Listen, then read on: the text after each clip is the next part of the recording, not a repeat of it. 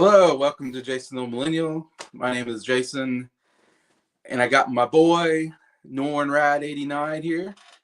Thank you very much, Jason. Thank you for having me on. I was excited when you asked me to be a part of this one.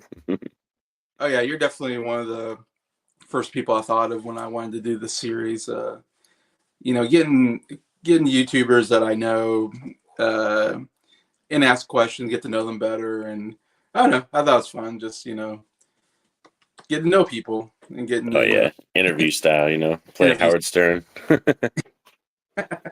Yeah. Yeah, so Norin Radd, you're in the hot seat here on Jason's 20 questions. You get to ask 20 questions. Nothing too difficult. Nothing too controversial here. Pretty easy stuff going on. Here we got Mike. I figured he'd come on eventually. Hey, Mike, what's up?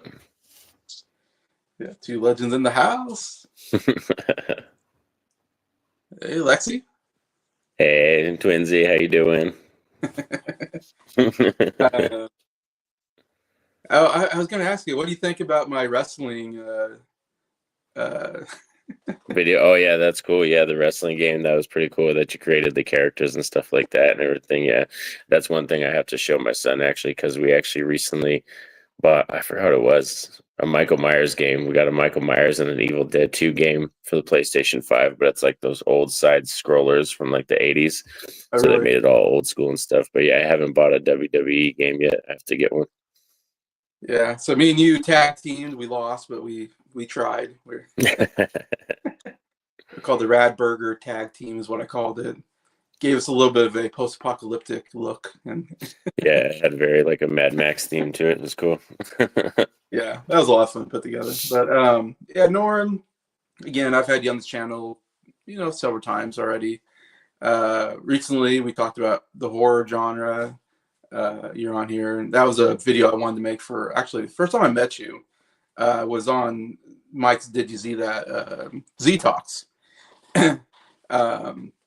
That's funny. That was your first Z Talks. It was my first Z Talks, and so it was weird because it's like you just go into there and like I have no idea who this Norin Radd guy is. Like, am I gonna like him? I don't know. Like, it's always weird when you meet new people. And then we had that Z Talks, and that was a great experience because I've wanted to do that Z Talks for a long time because I was watching that and I was a fan of it, and then to have Mike invite me on, I was like, oh, I'm so happy because that's such a fun thing to do. I had no idea I was going to be on there like the most out of everybody. like now I'm like, I've been on there a long time now. And you've been on there a lot too, and so we collaborated quite a bit on Mike's channel. Definitely. Anyways, that's been great. Yeah, and ever since I met you, I was like, oh, I want to collaborate with Norin more. I enjoy talking to Norin. And I always had the idea that we do that horror thing. But then before that, we did some other things about wrestling. I had you on about wrestling. I had you on the Bruce Lee one, talking about Bruce Lee, which was a blast. And you and Mike come on to do the old Millennial Awards the last 2 years. So that's been fun. Yeah, that was a lot of fun. I really enjoyed those. So yeah, so Norin, I would say, is to be honest, one of my best friends, if I can say that, in the YouTube world. Somebody I talk to on a regular basis outside of YouTube. Anyway, so definitely wanted to get you on here and yeah, talk about your life a little bit. down, brother. Hit me up. Hit me. All right. So, and I should say, your channel is Norin Radd 89, covering movies, TV shows, wrestling. I think be all. Definitely a lot of horror content. You're definitely an expert at horror, I think. Definitely cover a lot of that, but you cover a lot of different things. Like I said, you usually get on a project and you'll like watch everything in that series or whatever. And like you did Scooby-Doo, you did another cartoon series, I think, recently. That was intense. Yeah, right now I'm doing Courage the Cowardly Dog, and then I did the Scooby-Doo one before Velma season 2 came out. But yeah, I watched all the Scooby-Doo shows up through to Velma, and that was season 1 of that show. And I watched, it was like 175 or 176 hours, something like that I spent watching all kinds of Scooby-Doo stuff. Yeah, that was great. I was a fan of Scooby Doo as a kid, so I was like, oh, Scooby Doo, not Scrappy Doo. No, Scrappy Doo. Yeah, yeah, he's great. um, Mike says, rumor has it Norton's still having Scooby Doo dreams, and the theme song is still playing. Yeah, that was probably the weirdest thing. I was like, yeah, for real. Like you have crazy dreams. Like it was just literally like every thought, everything I had was Scooby Doo because I think I watched it every day, like every day, every morning with the kids, every night while I was at work. If I had time and I was doing something, there was a Scooby Doo show on. So yeah, I absorbed it like a sponge. Lexi says, Norton's pretty awesome. Thank you, Lex. Your sweetheart. Love your face. Sin, hey, Sin, I see you. Hey, Sin. Mike asked a question here, but I think it's one of my questions, so that's why I'm not going to it. Alrighty. Yeah, that's question number 7, Mike. Cool. He's getting ahead of the game here. But yeah, I know right now you're doing The Exorcist is one of the things you're doing. But yeah, so you cover. I'd say you're the majority is horror, but you cover a couple different things here and there. Whatever, I suppose, whatever crosses your mind is interesting at the time. And that's a great way, yeah, to put it. To be honest, yeah, it's because of me. I could be in a certain mood one day, and then the next day, something hits me, or somebody tells me about something, or I talk to somebody about something, and then it'll just completely change my mind. And I'm one of those people that I get obsessed with things or addicted to things, and then I'll hop around. So like, and I'll just get totally immersed in it and stuff like that. So, but it does help when I do stuff like The Exorcist or Puppet Master because it keeps me grounded and on one theme. yeah, it's kind of part of your brand, I think. Yeah, covering stuff like The Exorcist, and I think because did he cover the Ghoulies, or you covered? Yeah, he covered. yeah, I did. I remember that you did the whole, which is very interesting. Yeah, you've done a lot of that kind of stuff. I can't remember what else you covered, but I'm sure you covered other horror. Oh yeah, I did Puppet Master, all of them, Ghoulies, Nightmare on Elm Street, Friday the 13th, and now Exorcist. Yeah. Not exactly a fan myself, but I enjoy hearing your thoughts because you seem like you're very knowledgeable about all of it, which is very interesting. You also covered the old. That was interesting. Have you done that? Are you done with that series, covering all the old monster movies? I did a good majority of that during Halloween. I think I'm going to bring that back for the Halloween season again and have a couple guests on because my buddy Steve, we wanted to do one, but we got so swamped and busy we didn't do it for last year. So I think I'm going to do a few movies this year, some of the black and white ones again too, because I still have my tier list, like the picture that has the tier list on it and stuff. I still have that too, so I can just keep adding things to it. Yeah, because I'm sure there's a lot more to cover on those old Dracula, Frankenstein, werewolf. Yeah, the Universal monsters. Yeah, there's like 30 plus of those movies, counting like all the sequels and stuff like that. Lots of sequels. Everything I looked at one time, it's like everything is house of this, son of this. Everybody has a son, everybody has a house. I don't know. That's how it's like. Oh, we'll have a house of Frankenstein, a house of Dracula. We'll have a son of Dracula, son of Frankenstein. Daughter of Dracula. They have daughter. Yeah, they have the daughter one too. I guess extend the series, but unless he's a horror fan as well. Yeah, definitely. Yeah. We bond on a lot of stuff. She's like my twinsy for real. Like we have a lot of similarities, so we were kind of talking about that. Cool. All right, well, we'll get to question number 1, which. All right. Question number 1 I ask everybody is, where did you grow up and what was it like where you lived? Okay, so yeah, I grew up here in New Mexico. If anybody knows that follows the channel, but for people that are new to this video or new to the channel or anything like that, yeah, I grew up in New Mexico, and I've lived here my whole life. The only time I ever lived outside of Rio Rancho, which is the city I lived, the only time I ever lived outside of that was Portales when I went to college for 2 years, and I went for digital cinema arts. But out here, it's very southwestern town. You know what I mean? We have a lot of cool stuff that's heritage months for like Mexicans and Native Americans and all kinds of stuff like that because it's very big out here. So they have like powwows and all these kind of stuff that they do at like the Native American centers. But yeah, everything here is like a pueblo. All the houses are designed like pueblos and stuff, and stucco. There's a lot of stucco out here and stuff too. Yeah. So when you come out here, it looks like a southwestern town, and it was kind of cool. I recently covered John Carpenter's Vampires on the channel, and they filmed that in Santa Fe. And Yeah. they have, like I said, a lot of cactuses, the yucca trees, which that's our state flower, the yucca, and all that kind of stuff. So there's a lot of dirt and a lot of dust out here.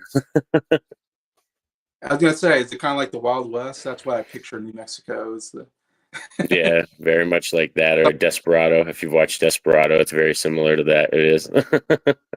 lots of call it, but down there, what I like is I've been down to New Mexico one time, and I love the area where there's like rocks, just these huge rocks just coming out of the ground, and it's Yeah. because we don't have that around here. I'm like, what's going on? There's all these rocks like everywhere. Um, Yeah, a lot of the places here are very old. Even Santa Fe, when you go to Santa Fe, there's some buildings and some areas that are very, very old. I went to a church, like a really old church. I don't know if that was Santa Fe I was in. It's like I a think famous. so, yeah, because that's where they do they'll do I forgot what it was for Easter weekend, Easter Sunday, they'll take the march, like a lot of people do the march up there, and they'll like go up to the church and walk all the way up there and do their prayers and like leave messages and stuff and then walk back. It's kind of a tradition thing, yeah. Yeah, it was like a really cool old church. I remember like that people go and take pictures of. But yeah, very cool. New Mexico, I think definitely where I live. For sure. Yeah, like I said, a little more. Like I said, there's some area, maybe not everywhere, but there's definitely some more like deserty looking areas. Like I said, Yeah. and all that. But did you live like in the big city, or was it a middle-sized town, or? Oh, just kind of like right now it's getting to be a bigger city. Like when I was younger, it's more just like small town. Like everybody kind of knew each other. Like Yeah. all the families, all the kids went to the same schools. Like I knew all the kids and shit. So like that's how it was. But now it's kind of getting bigger. And because of the way Rio Rancho's built, and Albuquerque can't really get bigger because of where it's at, and it's in a valley type section, that Rio Rancho is probably pretty soon. I think like a good 10 years from now, it's probably going to be the biggest city out here. Oh, okay. Yeah. Okay, that's good. Yeah, I've heard of Albuquerque. I've heard of Santa Fe. I've been through Santa Fe. That's about. I was in. Was it Las Vegas, New Mexico? I think I was in there. Yeah, that's another part of Mexico too. Yeah. Yeah. I stayed a night there. I think when I was going through. I went through New Mexico to Arizona. I remember. I almost died in Santa Fe. I fell off. I was on a motorcycle. I fell off my motorcycle in Santa Fe, but I survived. That's scary, man. It scared me to death because it was raining. It was raining really hard, and it was like nighttime, and Oof. I was making a left turn, and like I fell off my bike, and oh my god, I was like, this is it. I'm gonna die now. Like, This is it. Your whole life just flashed before your eyes. You're like, damn. I thought a car would hit me or something because I was in the road, and I thought, like, oh god, I'm getting run over. But no, some people came out and helped me pick my bike up. That's good. I felt more embarrassed than anything. I was like, oh, I'm so embarrassed. Like, I'm getting out of here. Hey, better than me, man. I can't even ride a bike. I can't even ride a bicycle, man. All right, question 2. Do you have a favorite school memory or achievement? Oh, favorite school memory or achievement? That's a good question. I'd probably say one of my favorite school memories is probably getting my first trophy for basketball. I'm a huge basketball fan, and I love basketball, and I would probably still be playing more of that. Like as a kid, that was my dream. I wanted to be an NBA player. That was my dream and stuff. And then when I was 19, I got in a car accident, so I don't have any left cartilage in my left knee. So I basically got sideswiped, and then like I had to do 3 months of rehab for my left knee. But before that, like when I was on a team, my first team ever was the Purple Enforcers. That's what my middle school team was. And I remember getting a trophy. I still have it here and everything. And that's probably my favorite like school memory, is just because I loved the team. I still remember most of the kids that were on my team, the roster and stuff. And that was when they did the intergender thing where they had girls and boys. We were all on teams together. Yeah, we had girls and boys all on the same team. So it was pretty cool. And then I remember like the games and stuff. I wasn't like the greatest scorer, but I loved defense. Defense was my favorite thing. I was gonna say, were you a shooting guard or? No, yeah, I was defense. I loved playing defense. So probably more of like a Ron Artest type, you know. I was like Dennis Rodman. That was kind of more my type. I played guard, but I just loved playing defense. So that was my favorite thing. Okay. Was it still Michael Jordan was like the big player at the time? Yeah, Michael Jordan was the biggest player. Like still to this day, when people ask me like who's the best player, I tell them Michael Jordan because when I watch basketball and I've been watching my whole life, there's only been three players in the world that I've ever been like, if my team played them, I would be afraid of these people, and that's Michael Jordan, Kobe Bryant, and now Nikola Jokic. I think they're the three greatest players that I've ever seen touch the game of basketball because they've done things I've never seen people do. And anytime we were about to play Kobe, like I would be afraid of Kobe's Lakers because he was just, you knew he was going to find a way to win the game. And Jordan was the same way. And Nikola Jokic is kind of like that too. Yeah, because I think because you're a little bit younger than me, but I think you're still in the Jordan era. Like, because I grew up in the Jordan era where, yeah, Jordan was the greatest. I mean, I was a huge Jordan fan and loved watching him play. But I'm thinking, yeah, he was still around maybe because then he retired and then he came back. That was Yeah, probably he retired and did the baseball thing for a while. And then he came back. He even came back and played for the Wizards for a bit when he had busted up knees and he used to wear knee braces. so you probably remember that era for sure. Yeah. Were you James? Was James a big thing when you were a kid, or is he? LeBron James. Yeah. Yeah, I remember when he came out of college. I remember it was a big deal because he was being signed like or straight out of high school that he was being signed like straight from there, you know, St. James High School or wherever. And me, I've never been that big of a LeBron James fan, which is kind of funny because a lot of people, when we get into those arguments, I always tell them like he's a cool dude, he's a great player and stuff, but I've never Yeah. put him on that upper echelon. You know what I mean? Like Magic Johnson and Bird and Jordan. Like he's not up there with them. I don't think. To be honest, my favorite players were always the point guards. I don't know if that's. Yeah. I had a John Stockton jersey when I was a kid. John Stockton was like my favorite player, and Yeah. Stockton, he's like this. He's not a really flashy player, but I don't know. I guards. I love guys that were good passers and good, ball handlers, and like I was a big fan of Steve Nash. Was one of my favorite players to watch, and I've seen him live. I saw Steve Nash live. I saw Steve Nash when he was with the Suns and they played Mike Bibby and Chris Webber and the Kings. I went to a game over there. those teams were so good. I love the Kings and the Suns and the Mavericks. Those were like my favorite teams. Like back in the early 2000s, maybe they were so fun to watch. But then the Lakers always won because they had Kobe and Shaq, so no one could compete against them. So I always felt bad. Like, man, the other teams never got a chance because they always had to go up against Shaq and Kobe, or they had to go up against Tim Duncan and the Spurs, and they couldn't beat them either. Yeah. Yeah. All right. Number 3. What are your favorite things to do in your free time? Oh, wow. Favorite things to do in my free time. Probably, to be honest, jam vinyl records. I love listening to vinyl records. I've been collecting a lot of vinyl recently. I love, to be honest, just kind of editing too. That's a really big thing of mine that I've noticed that Okay. like some of my favorite stuff about doing videos is editing, and I'll just have like a movie with special features going on in the background and I'll just be editing some other video or something. Um I wish I could draw. I wish I would draw more. I used to draw a lot. I've actually drawn and designed like I think over half the tattoos that are on my body. And I Okay. used to draw more, and I need to start doing that again because that's something that I miss, you know, being artistic and everything. And my son's really good at it. I watch him draw, and I tell him all the time, I'm like, you're 10 times better than I was at your age, so keep doing it. That's really cool. Obviously, you watch movies and all that, but yeah, I like to hear other things. Yeah.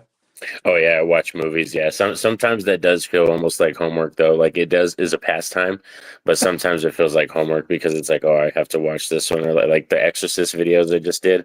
Yeah. I'm not that big on that franchise. Everybody knows that. And I watched Exorcist the beginning and Dominion, and they like ripped my freaking heart out, dude. I was like, fuck.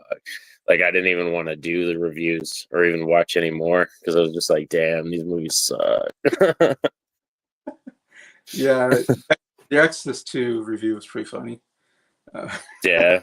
I was like, dang, I watched Dominion and man, I might, to be honest, I might give Dominion a lower score. That movie was rough. That movie was rough. that's what I'm hearing on that one. I've seen the first Exorcist, but I don't care to see anymore. But No, respect though. It was pretty cool. Yeah, when you message me, I'm always surprised when you pop in on the comments and you message me on certain ones. And I've noticed you've seen more of the old school, more like mainstream horror, the big ones from back in the day, which is kind of cool. yeah, I try to watch the first of the series just so I know what's going on, and I Yeah.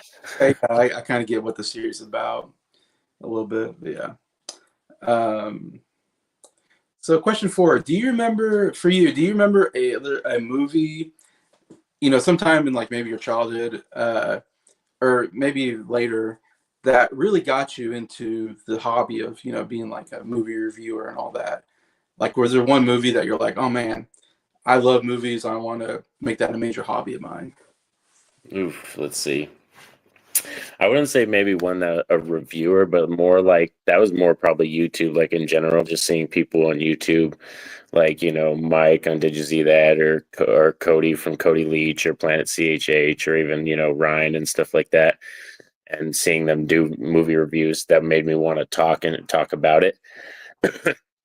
If I was to say, I can't even remember what the first movie review was I did on the channel. I'd have to look back. I can't even remember what it was, but it probably wasn't even a horror movie. I remember I started reviewing movies and it was just anything I would watch randomly. And it might have been, to be honest, Love and Monsters, which was that movie with Dylan O'Brien. And it had like these CGI monsters and stuff like that in it and everything. And that was probably, I think, the first movie I reviewed on the channel, if I remember correctly. But yeah, I would say just in general, watching Ryan and Mike and other people talk about movies is kind of what wanted me to get into the community and stuff like that and discuss movies. Right? Was there like a movie that was as maybe as a child that really got you into movies? Like you're like, I Oh, don't know. my first love of movies for a child probably started with Three Ninjas, man. Oh, I love Three Ninjas. Yes. Yeah, Three Ninjas is fantastic. I bring that up a lot because I used to have Three Ninjas Knuckle Up, and then Yeah. there was a third one too. I think they did four, but I used to have three of them on VHS. And Tum Yeah. Tum and Colts. Yeah. Yeah, those the days, man. I was a big. I saw the first two in the movie theater. I loved Three Ninjas. Nice. That was my favorite movies as a kid. Oh my gosh, I have really good memories when seeing Three Ninjas. Because they're kids and they did ninja, and I was like, yeah, I'm a kid. I want to be a ninja. Like that was like Oh yeah. And was then like I always wanted like my mom to be like, like hand you off to a grandpa or like an ancient sensei and be like, go learn. You know what I mean? Like I was totally comfortable with it at that age. I'd be like, Mom, if some random old man came by and he's like, I'm gonna take your son, like you have to let me go because he's gonna teach me sensei shit and ninjas. exactly throwback. Yeah. Yeah. It really does take me back. Like movies like that, I love because there's something about movies from the 80s and 90s, even when I watch them now, they hit different. There's just something about it. It felt like anything was possible when you watch them. And I'm not saying movies nowadays like suck or anything. It's just there's something about like that magic and that whimsical nature that they were able to capture. And like it's just movies nowadays, they kind of seem more produced but more streamlined kind of thing. Yeah. Yeah, I feel like the Three Ninjas fell off after the first two movies. I remember they did one at an amusement park, and I think Hulk Hogan was in it. It was, I remember. I just remember they recasted a couple. They yeah. recasted Colt and Rocky, and Tum Tum was the only one that came back. I think for the third one. Oh, really? Yeah. Yeah. Yeah. Most people probably don't know what Three Ninjas is, but man, I loved that movie when I was a kid. Oh yeah, that's a classic. Like for real. Yeah. If people want to go down the '90s nostalgia train, Three Ninjas, Double Dragon, that was a good one. Mortal Kombat. There's like a certain era of like these martial arts films, but then Yes. Americans started doing them too.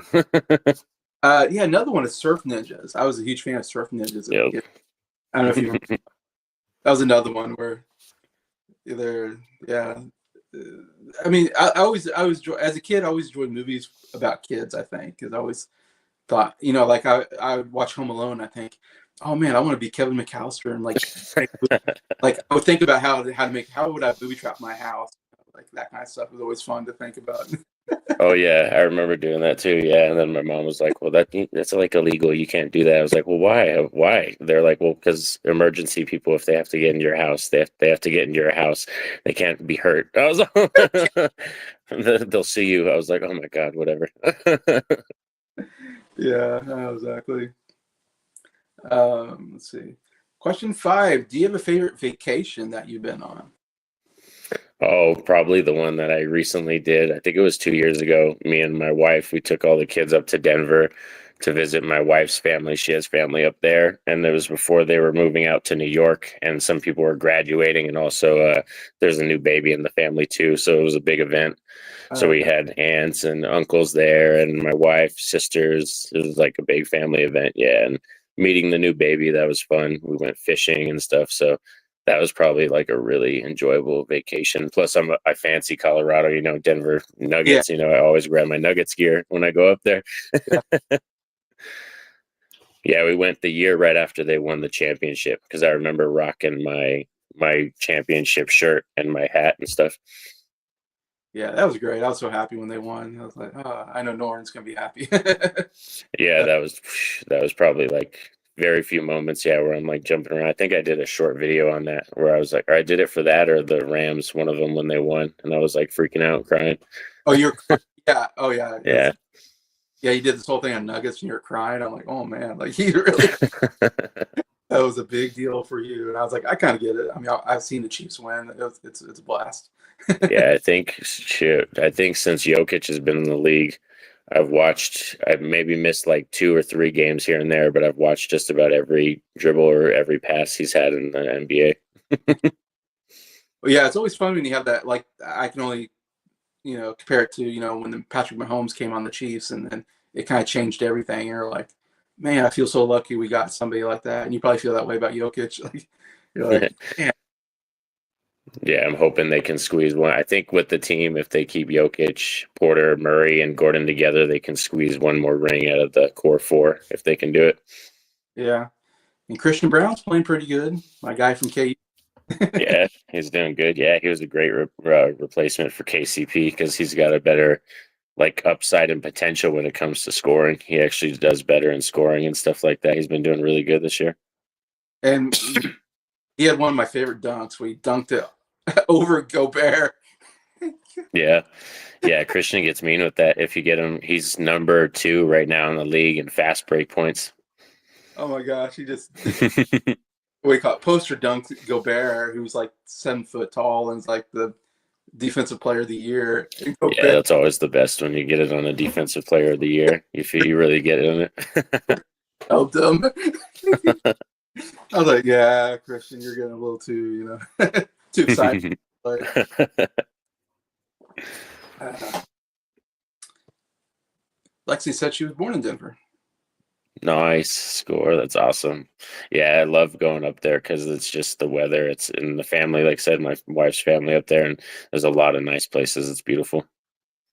Yeah, I've been to Denver. I mean, it's a little crowded for me, but I like Colorado Springs. Colorado Springs to me is like one of the That's cool. nice too. Yeah. The mountains are so awesome in Colorado Springs, in my opinion. But Colorado, I love Colorado. It's one of my favorite states to visit because we don't have mountains in Kansas. So anytime I see mountains, it's like, oh my gosh, mountains! They're so cool. Yeah, Home Alone is the best. I think every kid tried. Yeah, probably. How many parents stepped on booby traps? Ornaments or something, or like cars. Those are the worst, man. Like stepping on, or no, a Lego. Stepping on a Lego is pretty hardcore. That hurts like them. Yeah, or I remember I used to have was it Jacks, whatever. You had these like little. Jacks, yeah. I remember you drop the ball and you just grab them. You go and you grab as many as you can. They're really pointy, so if you step on those. I got Ron here from Your Normal Geek. and a former guest on the show. Have you seen Showdown Little Tokyo? Brandon Lee, Dolph Lundgren, pretty solid. Oh, yeah, that's one of Brendan Lee's kind of hidden gems right there. A lot of people don't talk about that one a lot. I don't think I know that one. I know Rapid Fire was the one I thought Brandon Lee was really good in. Yeah, I don't think I've seen Rapid Fire. I've heard of that one, but I don't think I've seen that one.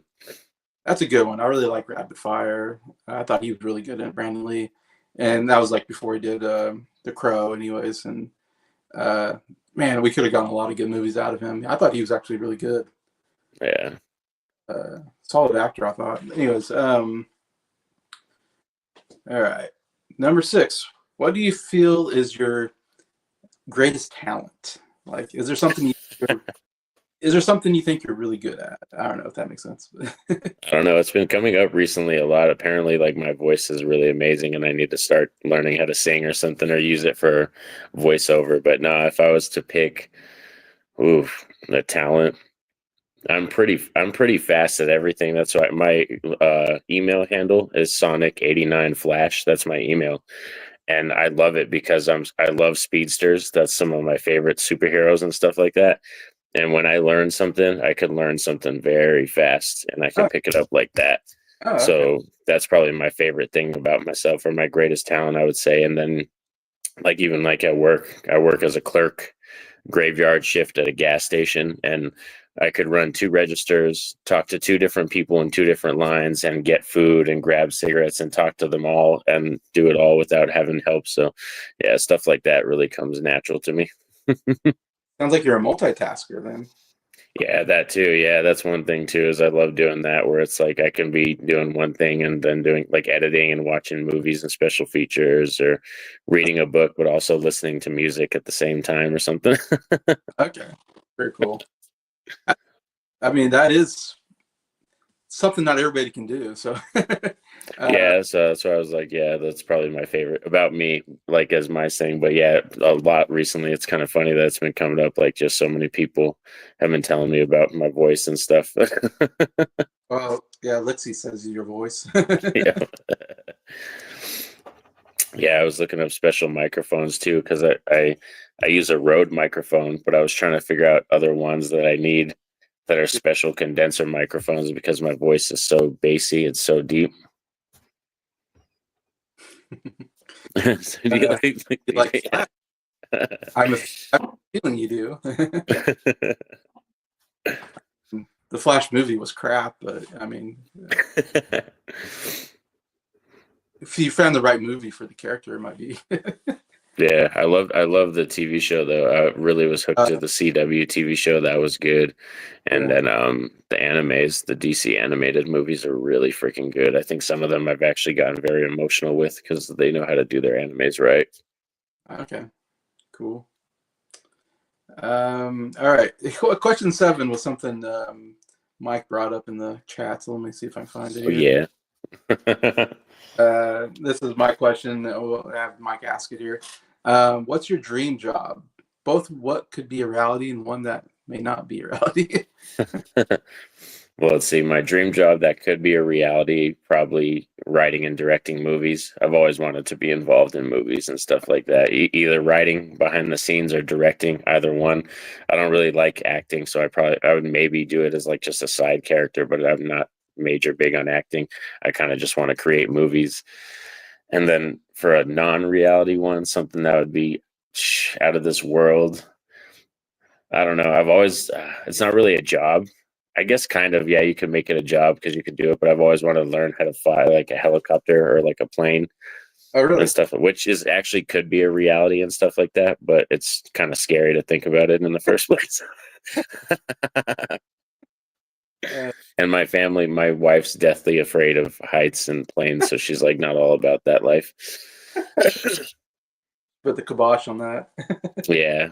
But yeah, like I said, and then as a kid, it was probably the basketball thing. Like as a kid, yeah, I wanted to be a basketball player. You want to be able to throw passes to Jokic down low, and Oh yeah, that's one of my favorite things too, is passing. Like I even told my son, because he's getting into sports now. He's 7 and he's starting to get more into soccer and baseball, football, and basketball and stuff. And I told him one thing with basketball is all if you can pass the ball and you can handle the ball and dribble, you could be on any team. Those are things that can make you be on any team. So learn how to do them well. Well, what if my advice that I learned from me was that, I could, if I could tell myself, I'd be like, Jason, you're a white guy, you're not very athletic, be able to shoot the ball. That's your if you can That's shoot the ball, you can maybe make a team. I wish I would have told myself like you're not that tall, you're not that athletic. Learn to if you can dribble the ball and pass it and shoot it, you can play. yeah. Yeah. If you can do those things, you can play on a team. It's like, just don't expect to, if talking to myself, like, don't expect to be dunking the ball or to making big post moves. Just Oh yeah, that's hard. That's rough. Even though because I played it my whole life, but my hand size, it's because it's so small. I can't palm a basketball. yeah, So like I could hold the ball, but I can't palm it. yeah, exactly. It's like for me, my family, it's like you're not going to be that big, so just learn to shoot the ball. And I didn't do that. I wish I did when I was younger. I didn't develop a shot really until later, and then I finally got kind of good at shooting the ball. But then I was in college, and I was just playing on pickup teams. uh, anyways, um, but Lexi, I appreciate you subbing to the channel. That's awesome. Thank you, Lex. We appreciate the support. Thank you so much. When Lexi came on here, I was like, I don't know if I know Lexi, but then I was like, oh, no one knows her. So, Yeah. so thank you so much. I really appreciate that. Appreciate all the subs I get. Yeah. White Men Can't Jump with Wesley Snipes made me want to play that. I love that movie. That movie's awesome. I enjoyed watching that because because I'm a big basketball fan. So that was a pretty good basketball movie. Yeah, definitely. Woody Harrelson and Wesley Snipes. Yeah, I was definitely watching that like, oh, I'm gonna be like Woody Harrelson, be the white guy that comes in and just starts hitting threes and Yeah. I still want Adam Sandler to do a basketball movie. A lot of people don't know that Adam Sandler is really good at basketball. I want him to do like an actual basketball movie. That'd be awesome. no, he plays regularly. I guess he goes out there and plays a lot. Yeah, he should do a movie where he plays like a coach or something, like something. He did what was it, The Hustle? What was it called? Oh man. Uncut Gems, yeah. Well, he did a movie on Netflix where he played an NBA scout. Okay. It was pretty. I thought Sandler was really good in it, and of course, like I said, he knows his stuff, so he seemed pretty authentic when he was talking basketball. So yeah, he definitely should be. Yeah, he'd be good at a basketball movie. Yeah, Hustle. Nice. Yeah. Hustle was pretty good. I wasn't. I think it could have been better, but anyways. But yeah, Adam Sandler's really good. George Clooney was a good player too. Nice. And Krasinski, he could play. At least when they were younger, they could play. Woody Harrelson, he could play too. I mean, he's authentically looks good when he was in White Men Can't Jump, and he was also in the Will Ferrell movie. What's it called? Super. Oh, the one where they play like the basketball in the 70s. It's like before the NBA ABA merger. Yeah. I want to say it's called Super something. But anyways, but Harrelson was in that, and he was good in that too. He looked really good playing basketball. Well, Harrelson was good in Last Breath. I don't think I know that one. Yeah, that one I don't remember. I remember he play a coach in a recent movie too. That movie where he had to coach the team, the comebacks or something like that. There's a movie recently that he did that was a basketball movie where he had to coach a team, I think. I think you're right. Was it Champions or is that something else? Champions, that's what it was. Yeah, it came out a couple years ago, I think. Last Breath is coming out this weekend. Oh, I don't know that. Okay, nice. Last Breath. But Sin gets a lot of screeners and stuff, and so she gets all these movies I don't get to see. Like a legit reviewer. Based on a true story. Okay. I like Willie Houston. He's a good actor. All right, let's see. Number 8. What's something about you that might surprise people? Oh man. That's kind of funny. That's a good one. Or are there any surprises? Like I am pretty open. I am open. Like once people get to know me, I'm pretty open. Like I'm comfortable with who I am, so I don't mind sharing things and stuff. But it's probably surprising is that like, well, no, because I'm even open about that. I was gonna say my love for Dua Lipa, like and like artists like that. You know what I mean? Like music like that. Because when people look at me, they're like, "Oh, you just listen to hardcore rock. You're just a rocker or something." You know what I mean? Yeah. But they don't know. Like I listen to Gwen Stefani. I listen to Dua Lipa. I listen to Doja Cat. Like there's kind of a lot of different artists that are very unique, different artists that people probably wouldn't think that I listen to. So my music taste is very wide range, and that's probably I would say the most surprising thing about me because people ask me and they look at me, they're like, "Oh, you just listen to rock." Like the way I dress and the way I, act. Yeah. See that. Yeah, and yeah, Lady Gaga. I love Lady Gaga too. I have a lot of Lady Gaga stuff too. yeah, you got quite a bit of tattoos, don't you? Oh yeah, I have 32. I got 32 tattoos. I want to get the ones on my palm redone. I have ones on my palm. Yeah, I was kind of thinking, like, I don't know. Yeah, I don't know if you usually always wear long sleeves or I'm trying to think of, but I know you got tattoos on you. Yeah, mostly. Yeah, I typically wear long sleeves, but yeah, I got tattoos like this one right here. Actually, my wife drew this. I designed this and she tattooed it on me. And then I have this one right here. And then even like inside right here on the inside of my arm. I got one on my ear. I got tattoos pretty much everywhere except for my back. I saved my back because I want to do a back piece that has Jason, Michael Myers, Freddy, Leatherface, Chucky, and like get them all going down my back. Because I do have to say, like, when I see someone with tattoos like that, I always think, like, oh, they might be in the heavy. I don't know why I always think, like, oh, they're probably in the heavy metal or something. I don't know. Yeah, that's the most common perception. Yeah, that a lot of people get. Like I listen to rock. I've been to a lot of rock concerts, but the first music that I ever got introduced to was by my mom, and it was R&B and soul, Prince, Lauryn Hill, Usher, stuff like that. Yeah, yeah. Nobody I listen to, but only. Yeah, that's interesting. So I'm even trying to think. Is there anything I know about you that people don't know? I don't think there is. That would be surprising.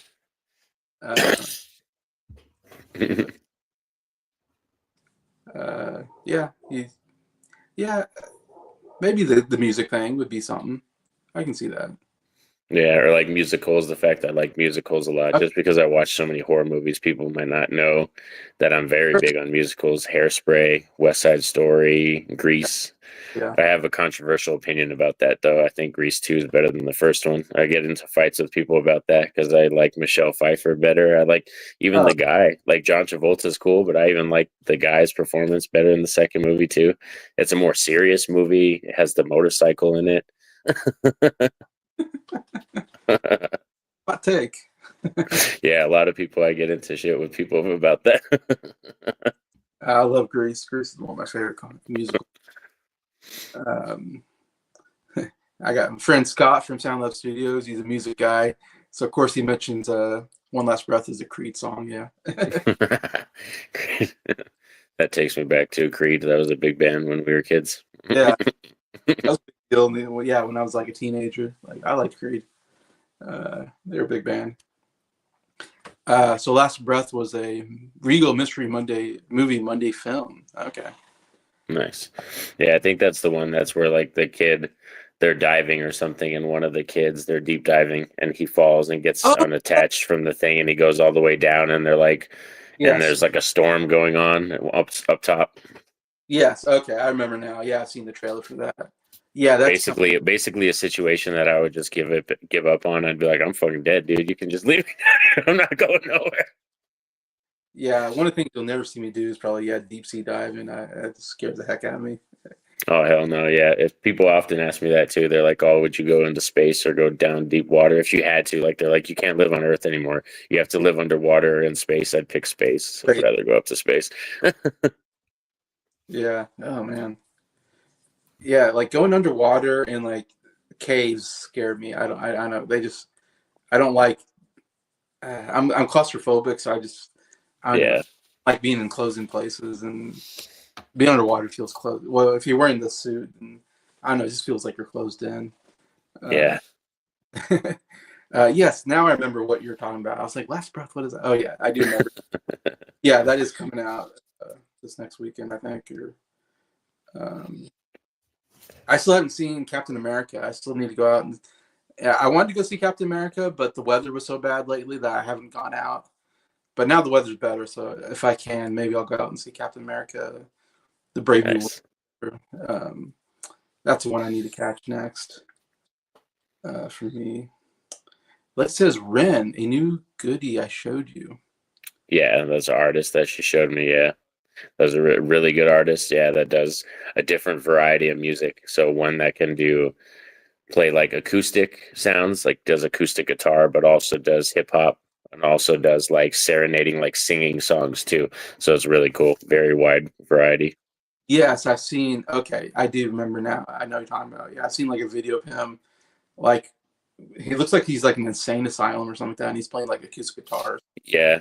Yep. I'm like, what is this? What is going on? Yeah, okay. I've kind of heard of that artist. Um, she mentioned Linkin Park. Yeah, that's a big deal because they just came out with a new album, I think, this last year. Without, Yeah, they have a new lead singer now. Yeah, I believe it's the girl from Dead Sarah. I think is the band that she used to sing for before them. yeah, she sounds pretty good from what I've heard. Um, I think people are. It's always hard because Chester Bennington has such a Yeah, unique voice to Linkin Park, or was kind of the voice of Linkin Park. yeah. And It was kind of like Alice in Chains when Alice in Chains lead singer died. It kind of was a similar thing. Like you miss yeah, them a lot. right. How do you replace somebody like that? So that's always hard, but sounds like they got a pretty good singer to replace him with, anyways, and people seem to be receptive of it.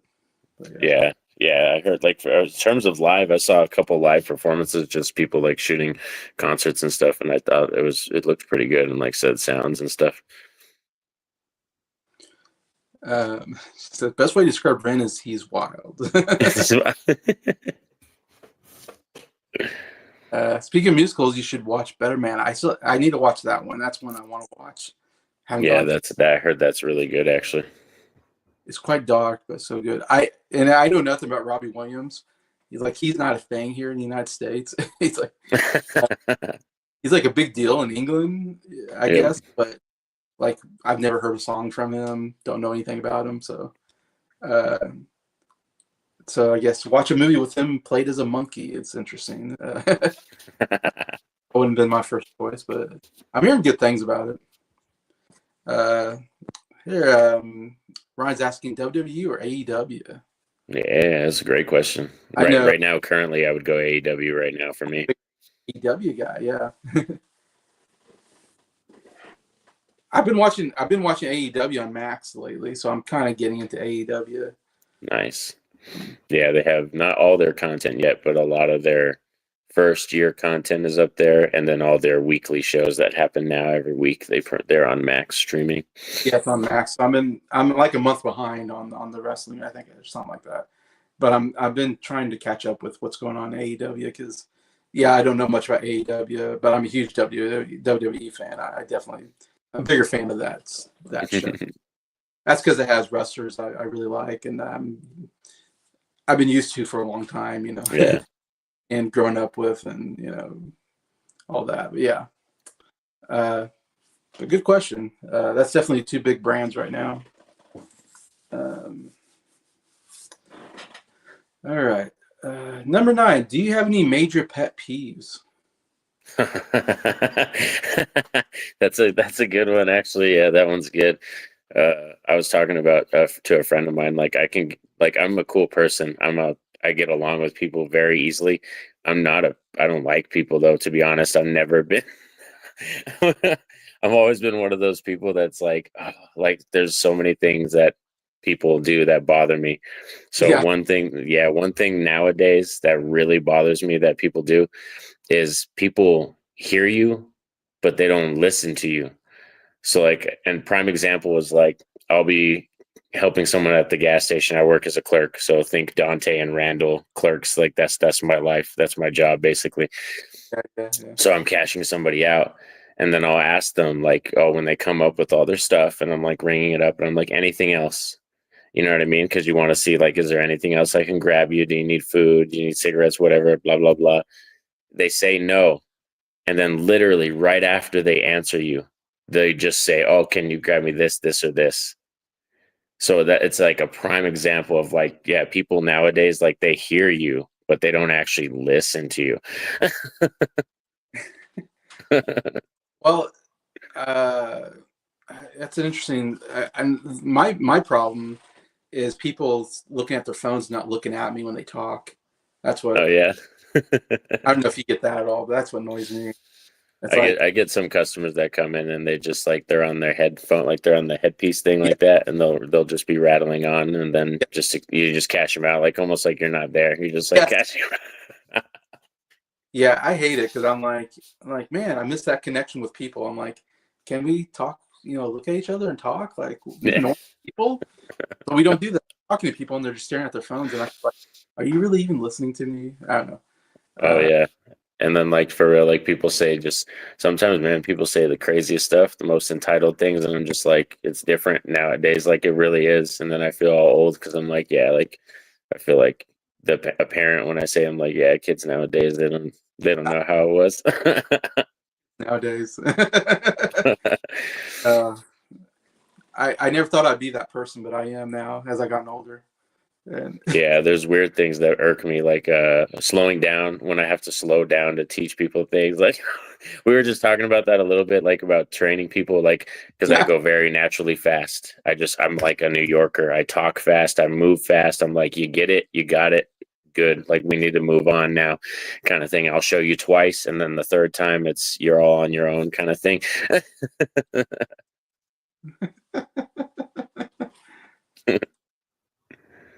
yeah. Even my wife will sit there and play Candy Crush on her phone. hmm I'm like, I'm talking to you. You don't even look up. You're playing Candy Crush. Like, Or I love it when people ask you, they're like, "Oh, let's watch this movie." Like, come on, let's watch this movie together. And then, like, when you're like 30 minutes into the movie, and then someone's on their phone, and you're like, yeah, exactly. Yeah, I know you're like a serious movie watcher. Like, you're like, we're watching the movie.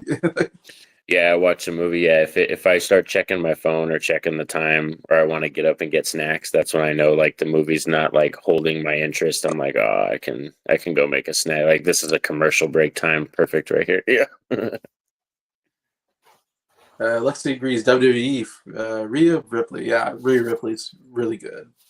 Yeah, she's a baddie for sure. Rhea Ripley's a baddie. She looks like she could knock out half the guys that are in that locker room. Yeah, she has a great look. That's part of it, and she's in great shape. And yeah, she looks like she can really wrestle. She can really beat up the other women for sure. Yeah, I see her pick up women like they're rag dolls and just slamming Yep. them.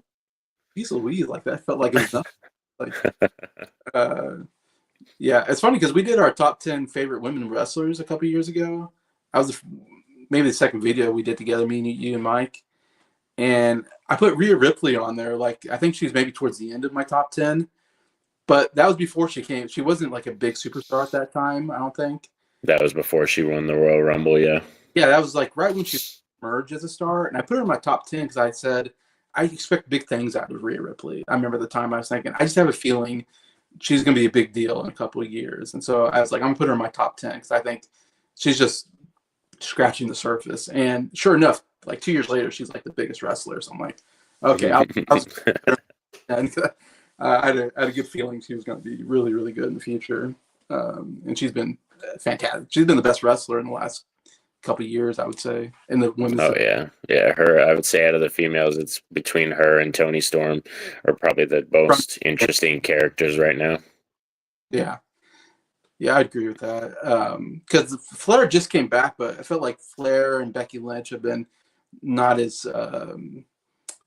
present, and so it's been Yeah, they've been kind of on the back burner. Plus, like I said, their characters haven't really evolved in years. They kind of been the same thing. yeah, they were the big deal, but then it's like now it's like Ripley, and I think Belair is also really great. Liv Morgan's, of course, been doing really good stuff. They've been kind of the stars right now, so it's kind of interesting to see. The old guard usually leaves, and the new guard comes in, and all that. Yeah, Sin is she's schooling me on Robbie Williams. Okay, he'll everywhere, I'm sure. I just don't, because he doesn't play in America, so I'm just not aware of him. It's funny. Uh, I don't know why that is. I don't know why he's not a big deal here, or why he hasn't. Yeah, how some stuff doesn't translate. It's kind of weird. Yeah, how it takes a minute to like go and translate across the pond. Yeah. So yeah, that's one of the more interesting ones where it's like, so I looked him up one time, and his like records just are gangbusters in England. I know he like broke records or something like that for selling albums, and I'm like, it's so funny. Like you don't know about him in America. It's just he's never talked about, and he's never on the radio that I can remember. So I want to listen to his music just to see like what's going on with this guy. Why is he a big deal? Because I don't know why he's not a big deal here. Um, yeah, the monkey persona works well, surprisingly. That's what I've heard. So far, it's your #1 movie of the year. Wow. I think Anthony Perez, I think he said it was his favorite movie of the year. I might be wrong, but I want to say somebody had it as their favorite movie, and I think it was Anthony Perez. Um, can you guess what Sin's least favorite movie last year was, Norn? Oh, her least favorite movie of last year? Do you Oh, know? no, I don't know. No, what was it? Joker 2. I'll You listen to her talk about Joker 2. Oh my gosh. Like, have to watch that. Yeah, for real. That's why I put that on my hot take thing when we did our old millennial rewards, because I knew most people shit on that movie. And that movie, like for me, like I said, it was a 7 out of 10. Like for me, that's an easy 7 out of 10 movie. It's not anything better than that, and it's not anything lower than that for me. best rants against Joker 2 I've ever heard. After it, like, I didn't like Joker 2. I thought it was a bad movie, but man, she hates Joker 2. It was her on her 10 worst movies of the year. It was #1. It was so funny watching her go through that. But Yeah, there's not many movies I hate on this planet. There's a few here and there, a couple here and there, but not that many. yeah, so check out his music video for the song "Advertising Space" Okay, for Robbie Williams, I guess. nice. Yeah, It's about Elvis. Elvis.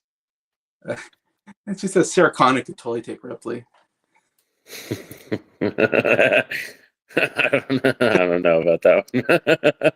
I'm guessing that's a joke because, well, I mean, Sarah Connor, she's talking about like Terminator 2. Yeah, she was jacked in Terminator 2. Yeah, Yeah, I think Ripley. Oh, Ripley is the name of the girl in Aliens. I was getting mixed up. Yeah. yeah.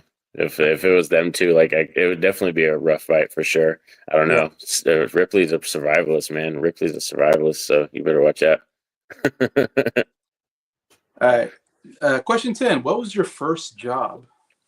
My first job was graveyard shift, Carl's Jr. I used to work at Carl's Jr. I used to be flipping burgers on graveyards, and then I would go straight to school right after. So this was senior year in high school, and I would go to Carl's Jr., work all night, and then once I got off at 6 in the morning, I would hightail it to high school and do my thing.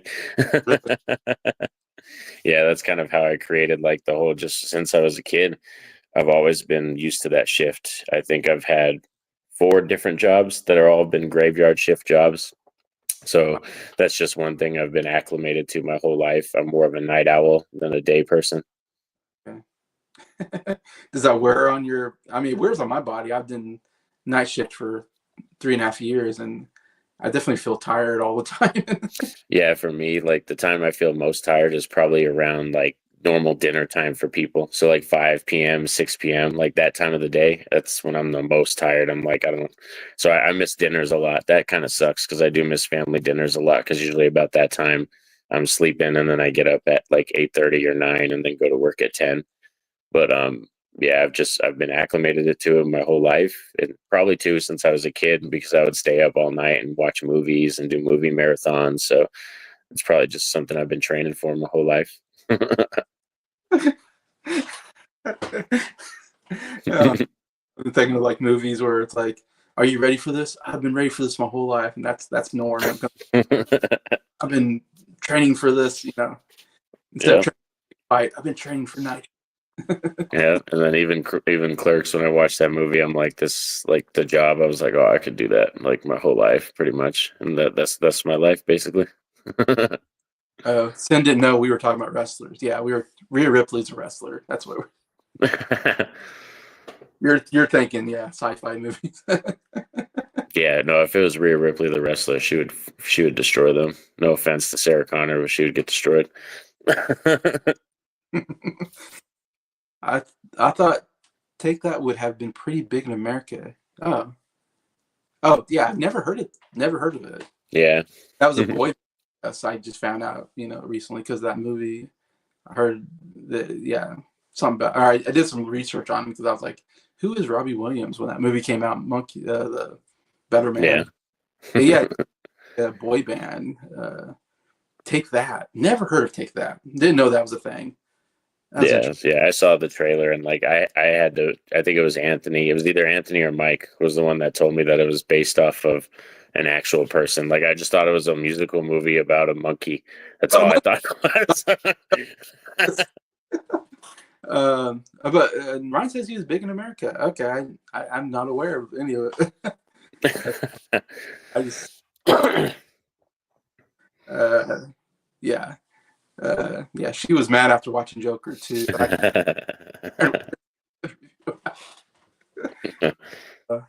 It was so funny watching her. I was like, I don't like Joker 2. Sin hated Joker 2. Like, Hated like it. Yeah.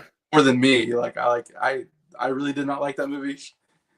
But Yeah, her, there's like very few movies. Like I said, Speak No Evil is probably the biggest one that I hate because it just like offended me with the characters and stuff.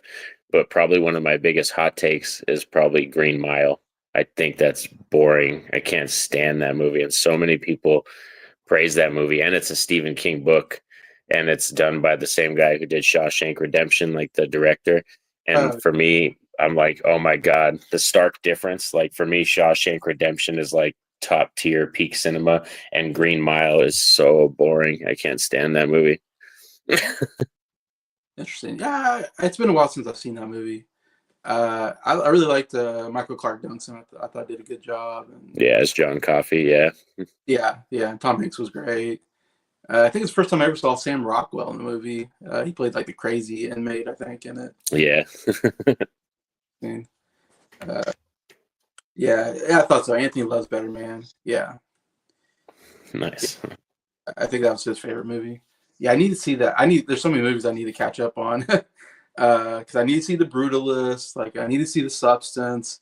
I need to see Nickel Boys. I know. I'm waiting for that review on The Substance. I'm waiting for that, Jason. I need to see Better Man. Yeah, there's several movies I'm kind of behind on at the moment. Yeah, I'm not a fan of prison movies, but Sing Sing was pretty good. Okay. Yeah, I'm not big on prison movies either. They're a little rough, let's say. Prison movies. Yeah. Rough stuff happens. All right. Number 11. What's your biggest fear? Oh, that's a good one too. My biggest fear is probably the ocean. I hate open water. I can't stand open water. Yeah, that scares the living shit out of me. So probably the movie. I love this movie, by the way, but it's a movie called Underwater with Kristen Stewart, and that is like that is my biggest fear to fruition.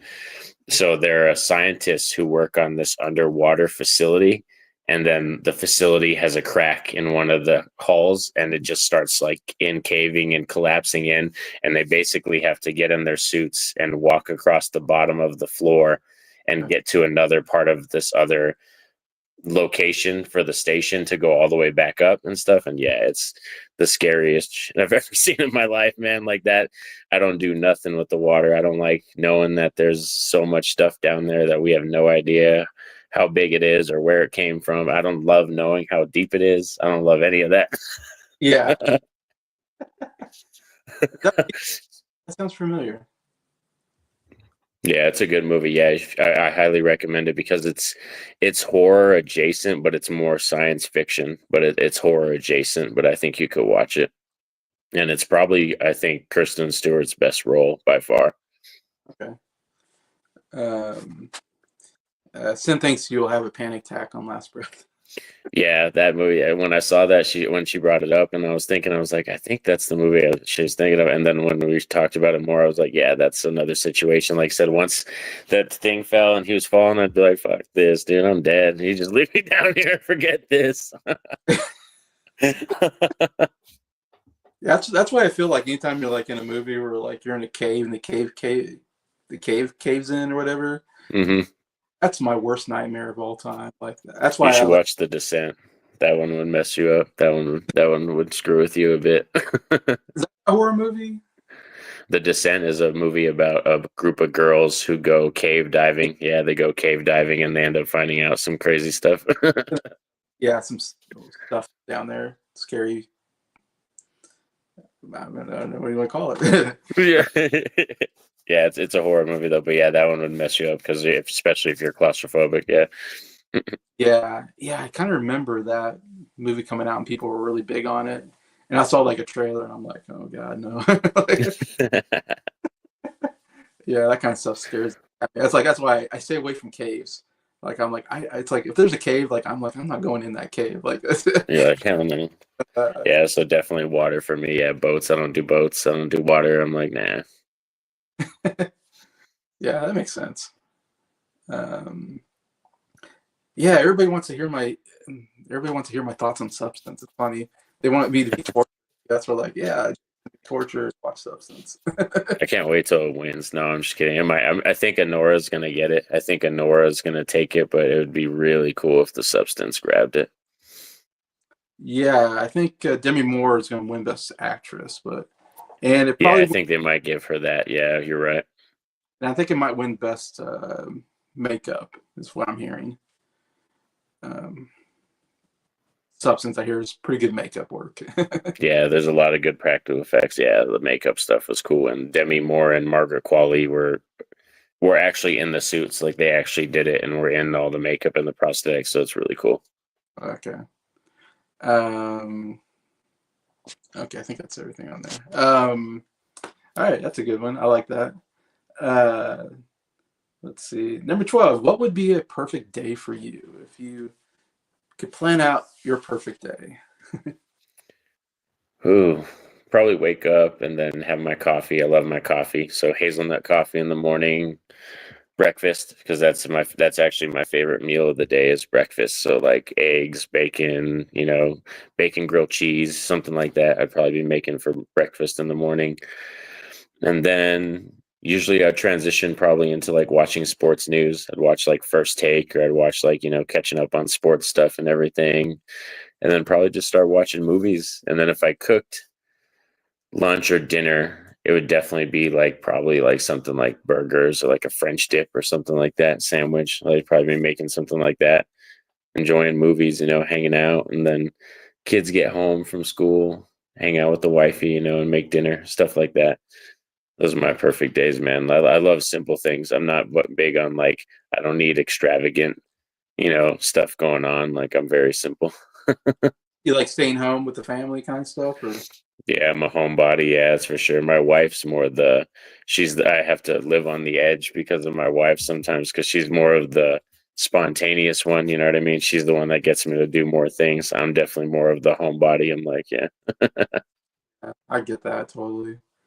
I always think like, oh, I'm gonna go out and do something. And then I go, I just want to sit here and watch a movie or play a video game, or that's to me more Yeah. get driving somewhere. And I'm thinking, I always tell myself, I need to get out. I can't stay at home all the time. You tell myself, yourself that, like, yeah. you go enjoy the weather, that kind of stuff. Um, was it you that told me that you like to cook? I can't remember. Yeah, I cook. Yeah, I could cook a lot of stuff. I do Yeah, Italian, Mexican, Asian. Yeah. Yeah, I seem to remember you saying that you like to cook meals or something. But yeah, which is Yeah, I cool. did a couple shorts like that on my Yeah, YouTube channel where I did that and I made meals and stuff, and I would like clip real quick what I was adding and the ingredients and all that stuff. and that was you. Yeah, that was you. Yeah, cool. Number 13. And now we're gonna start talking about your YouTube channel a little bit more on these Okay. questions. Um, what got you started creating your YouTube channel? So when I first started and created it, it mainly was for my gaming stuff. I used to do Star Wars Galaxy of Heroes and Marvel Strike Force, which I don't really game that much anymore at all, which is kind of funny. But those are what really got me into YouTube and making videos, was because I needed to help some people in my clan do like certain missions and stuff like that, or show them how we, updated characters or did certain missions. So I would do that, and that's how the videos just first started coming, just kind of information stuff from my Discord. And Ah, that's all I really used it for. And then all of a sudden, like one day I was just like, yeah, I wanted to, like I said, based off of what Mike was doing and Ryan and Cody Leach and Christian from Planet CHH and all these people that talk about movies or collectibles or stuff like that. I was like, oh, I kind of wanted to do that. So I just transitioned into that. And that's more stuff that I like to do. So I was more comfortable doing that. Plus the gaming thing, you would have to record your phone, and then sometimes the recording wouldn't record all the way or wouldn't pick up your audio, and then you'd have to redo the mission and it's just like it was a pain in the butt. It's more of an editing process when it comes to that kind of stuff. okay. So you got through gaming, and then you transitioned to horror movies, I guess, and other movies, and Yeah, because a lot of my first videos are all how to beat certain nodes and certain missions on Strike Force. I did a few Star Wars Galaxy of Heroes videos. I even was playing this other game that was Bleach animated game too. But yeah, I stopped mobile gaming like I want to say like a year and a half ago. Completely stopped all that.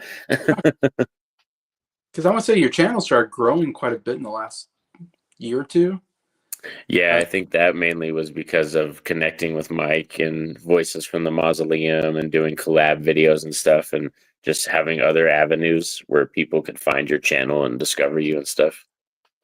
yeah, so it's been cool seeing your because I subscribed after I met you on Did You See That, whatever, and I can't remember how many you had at that time, but I remember I've been watching your channel grow, and it's been like, oh great, it's starting to grow more, and I can't. Are you at 500 yet, or where are you I at? think I'm at 618 now. I think that was the last time I checked. I was at 618. Yeah.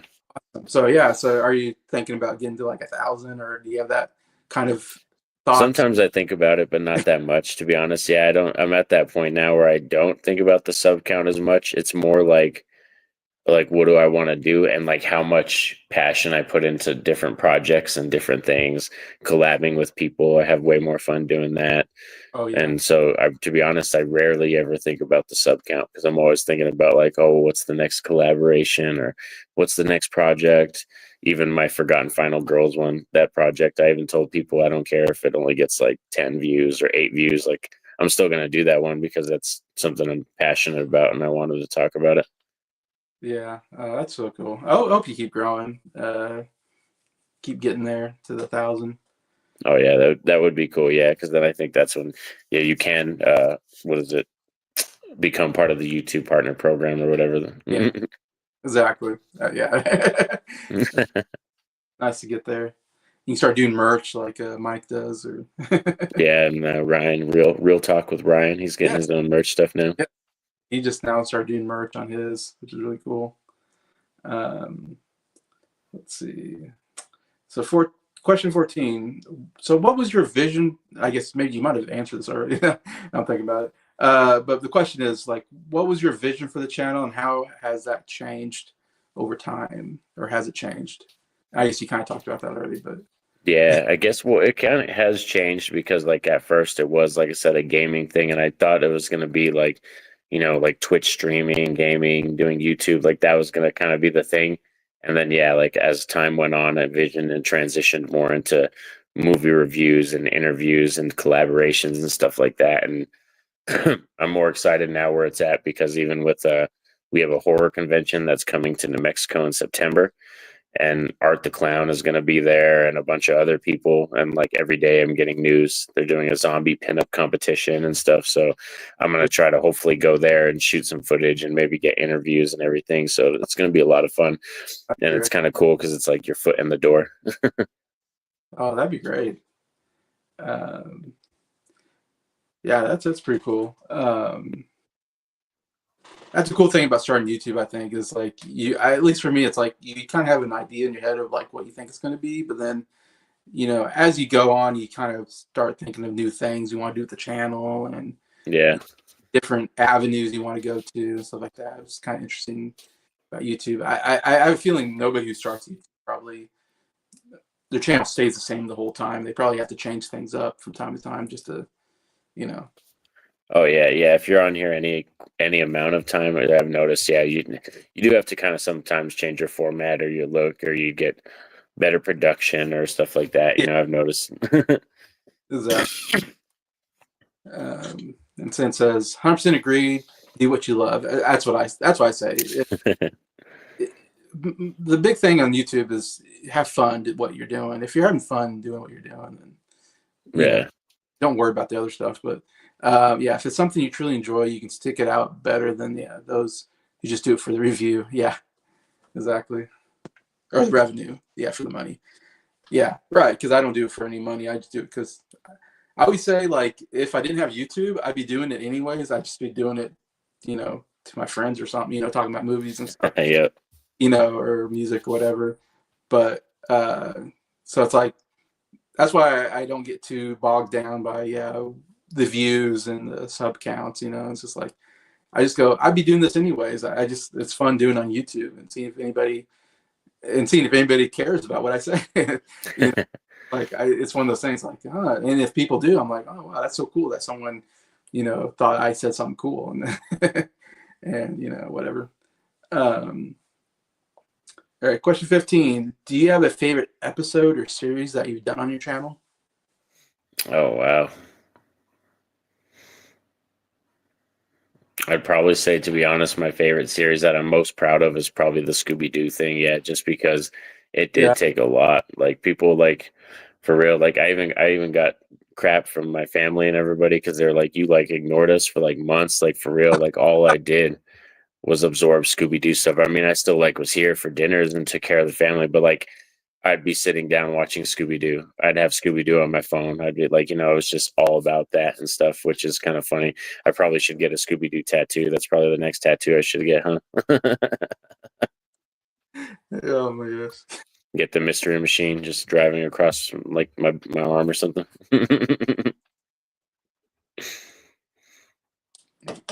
Imagine your kid. Where's Dad? Dad has to watch Scooby Doo. Yeah, it was a lot of work, like I said, but it was fun. Like I said, I absorbed all of it and I loved it, and it's a passion project, and probably, yeah, like I said, one of my favorite things that I did so far on the channel. Yeah, was that. I've never heard anybody do it before. I can tell you that. Uh, I didn't know there's so much Scooby Doo. That's the thing I learned. Is like there's all these different. Yeah, I just thought Scooby Doo was Scooby Doo, and then you're like, oh no, there's all these different eras of Scooby Doo and I know, different. yeah, it's kind of like almost like Godzilla, like because a lot of people are surprised. There's a lot of Godzilla stuff out there, and like since the 50s and like the different decades that came out, there's so many different versions and transitions of the Godzilla universe that it's kind of similar to that. Like when you go through the Scooby Doo thing, there's just these gaps and, or I mean, groups of eras that you Yeah, go through and stuff. yeah, I had no idea. I used to watch it, but I don't know. I probably watched. There's probably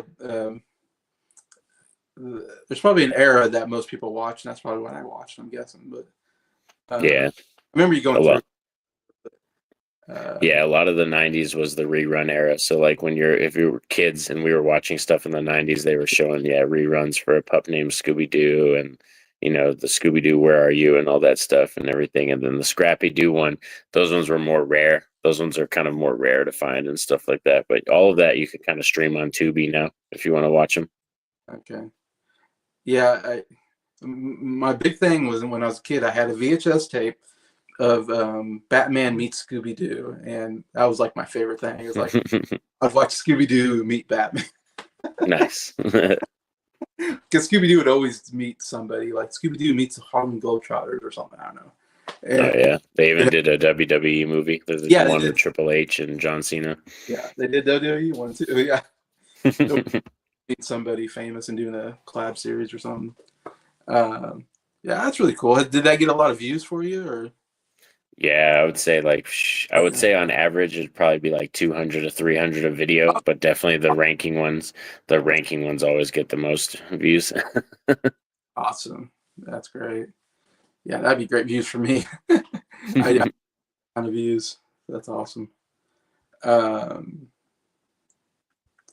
Sen says, I also love that this platform has introduced me to so many great people who love to talk about the same things I do. Yeah, that's the best Yep. thing. To me, by far the best thing about YouTube is getting to have people like Norin and Mike and all these people on my channel and get to talk about stuff that I like. Yeah. Because to be honest, I don't have anybody else, and my wife doesn't really watch like a lot of movies or listen to music like I do, and people at church, like most people I know at church, like they're not into the same stuff like I'm into, Yeah. and like so it's like YouTube's like the one place where I get to talk to people that are like me, you know,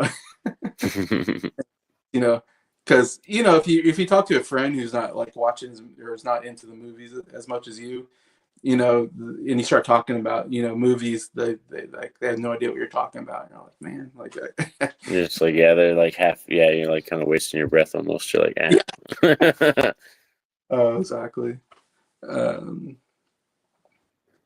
Like she says, she likes a show called Wentworth, which I don't know if I know that. Oh wow, yeah, that one. That's crazy that she brought that up. I actually I own that. You do? Show. I own the first season of that show. Wentworth, yeah. Yeah. It's kind of like Orange is the New Black, but over the seas. Like think it's foreign version. Like but it's kind of like Orange is the New Black. Okay. Like women prison or? Yeah, but it's foreign. It's foreign over there. So yeah, it's like but it's because even the physical media release I have is Region B. So it's a Region B physical media release. All right. Question 16. What famous person would you like to have on your channel? What famous person would I like to have on my channel? Oh wow. Damn, that's a good question. um oof. Dang, I don't know. To be honest, right now I'd probably want to talk to Ty West the most. Ty West is one of my favorite directors in the game right now, and I respect all the stuff he does. And just because I want to get into writing and directing, I would love to kind of pick his brain and kind of figure out where he comes up with his ideas and how he, uses the stuff around him in the world and kind of, gathers from that and everything. That'd be a great pick, yeah, for you, for sure. Yeah, he's cool. He does the Maxine and the Pearl, right?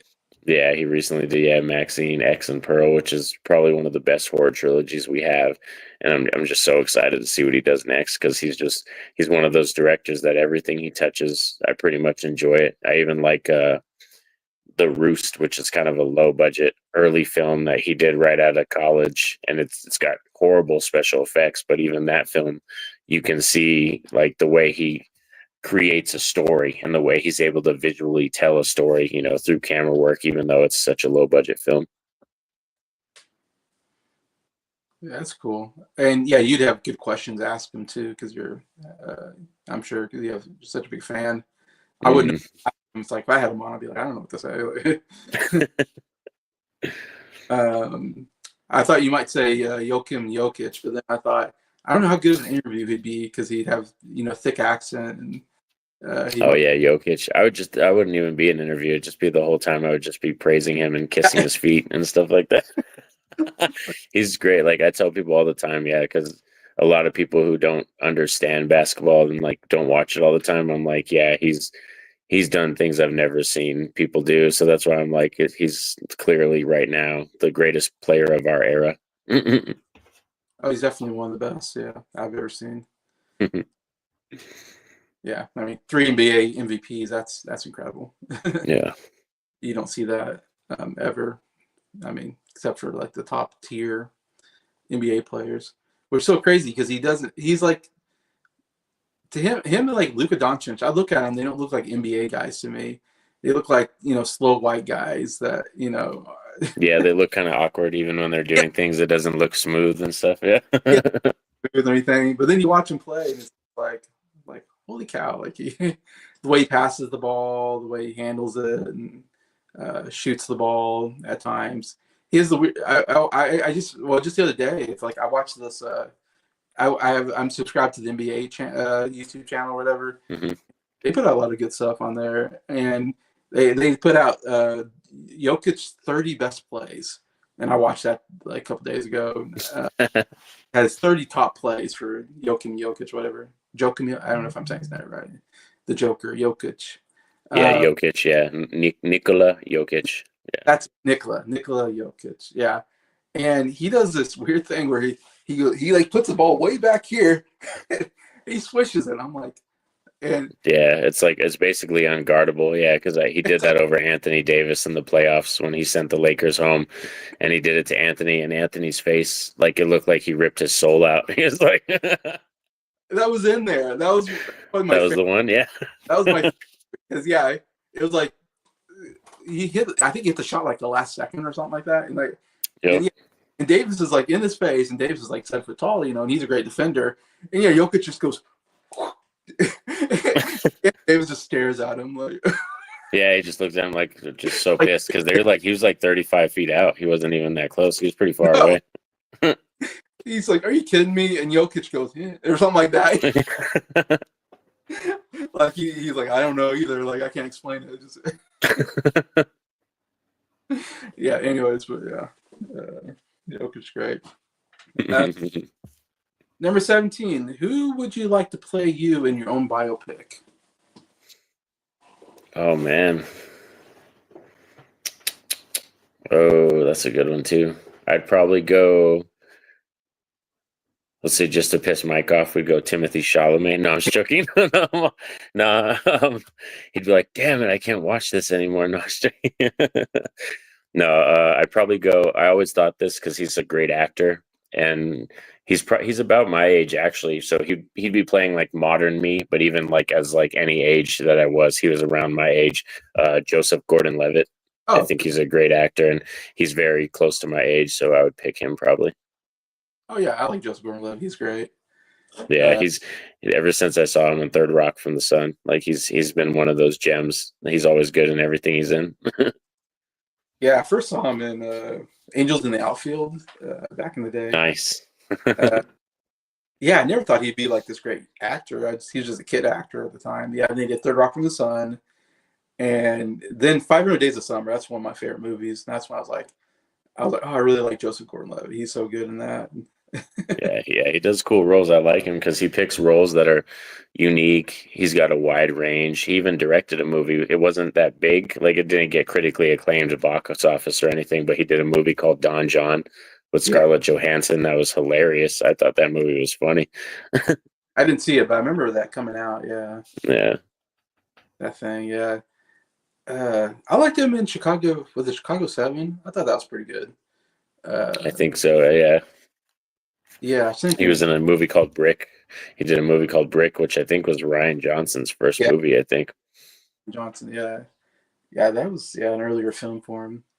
But yeah, because he can be very funny. I like him in comedies. Oh, in Inception. I liked him in Inception. I thought that was great. Oh, yeah, Inception is so good. Yeah, you're right. That's a good one right there. And then bringing up comedy, he did The Night Before with Seth Rogen, that Christmas movie. Oh, dude, it's so funny.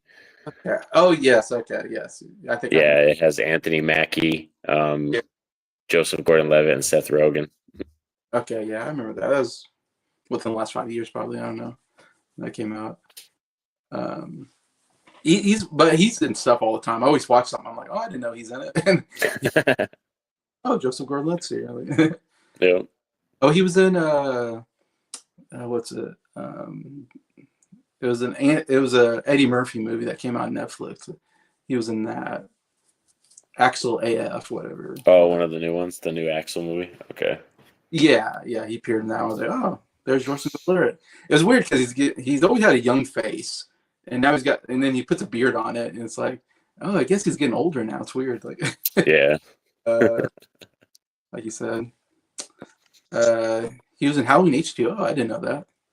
Yeah, yeah, he's one of the opening kills, one of the first kills in that movie. Really?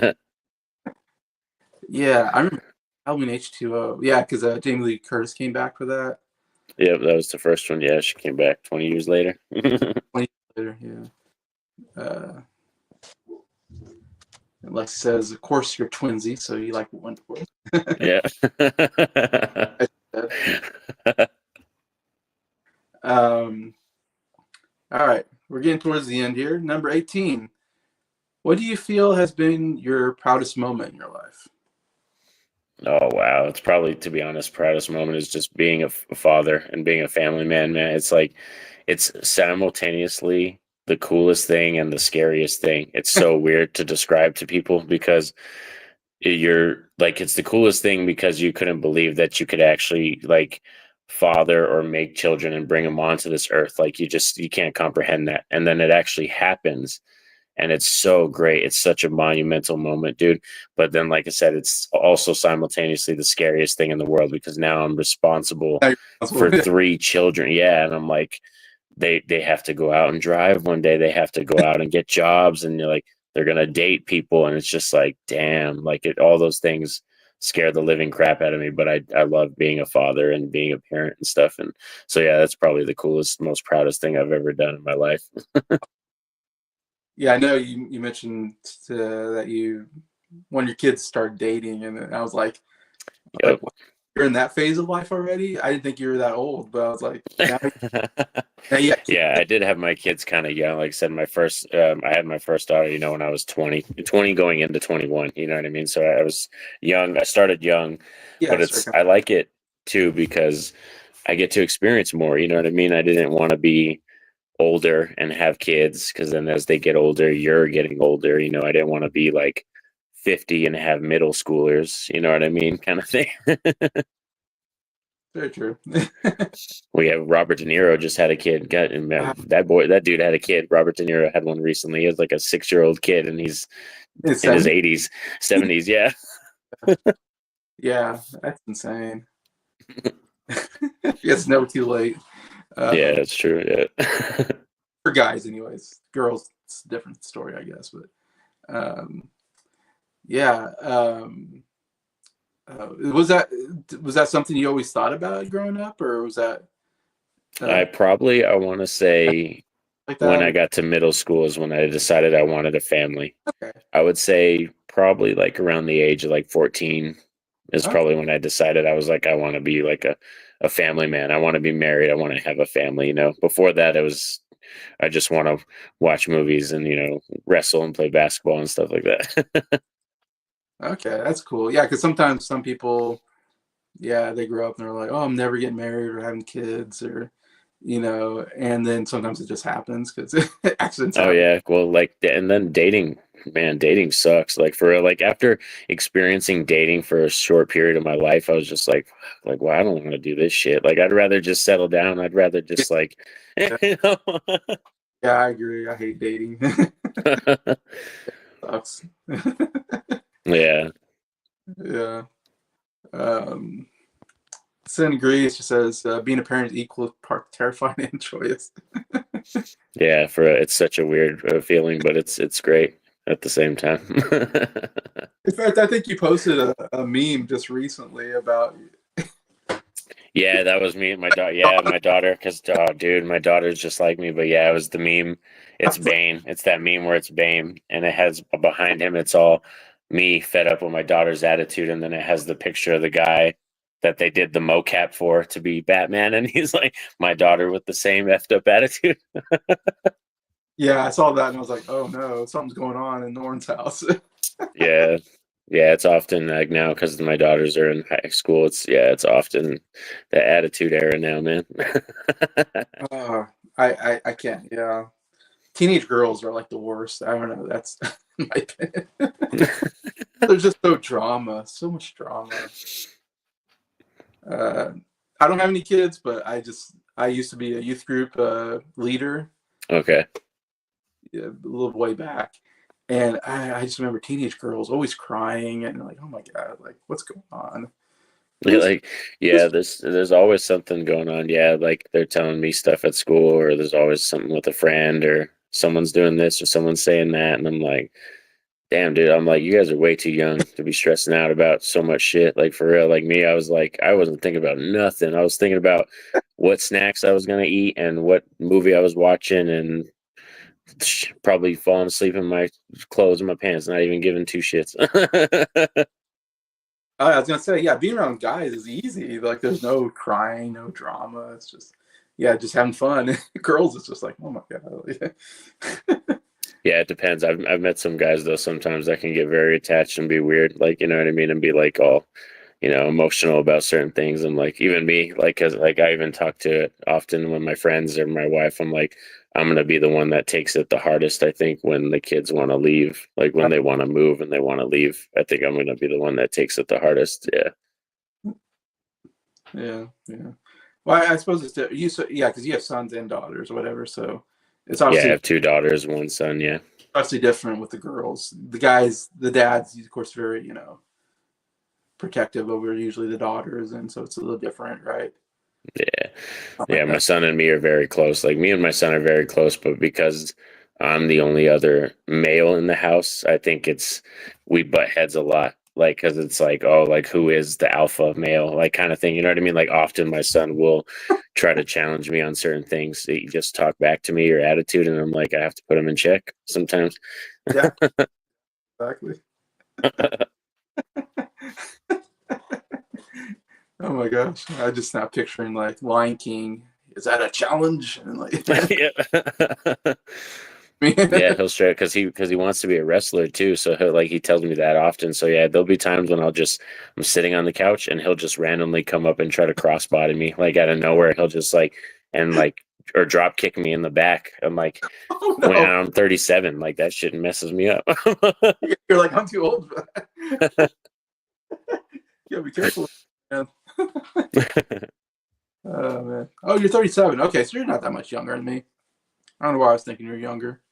Yeah, yeah, basically, yeah, this year, like the year I'm living in right now, yeah, I'm living like my 37th year right now, yeah. Okay, so you're not that. Okay, so we grew up in the same era.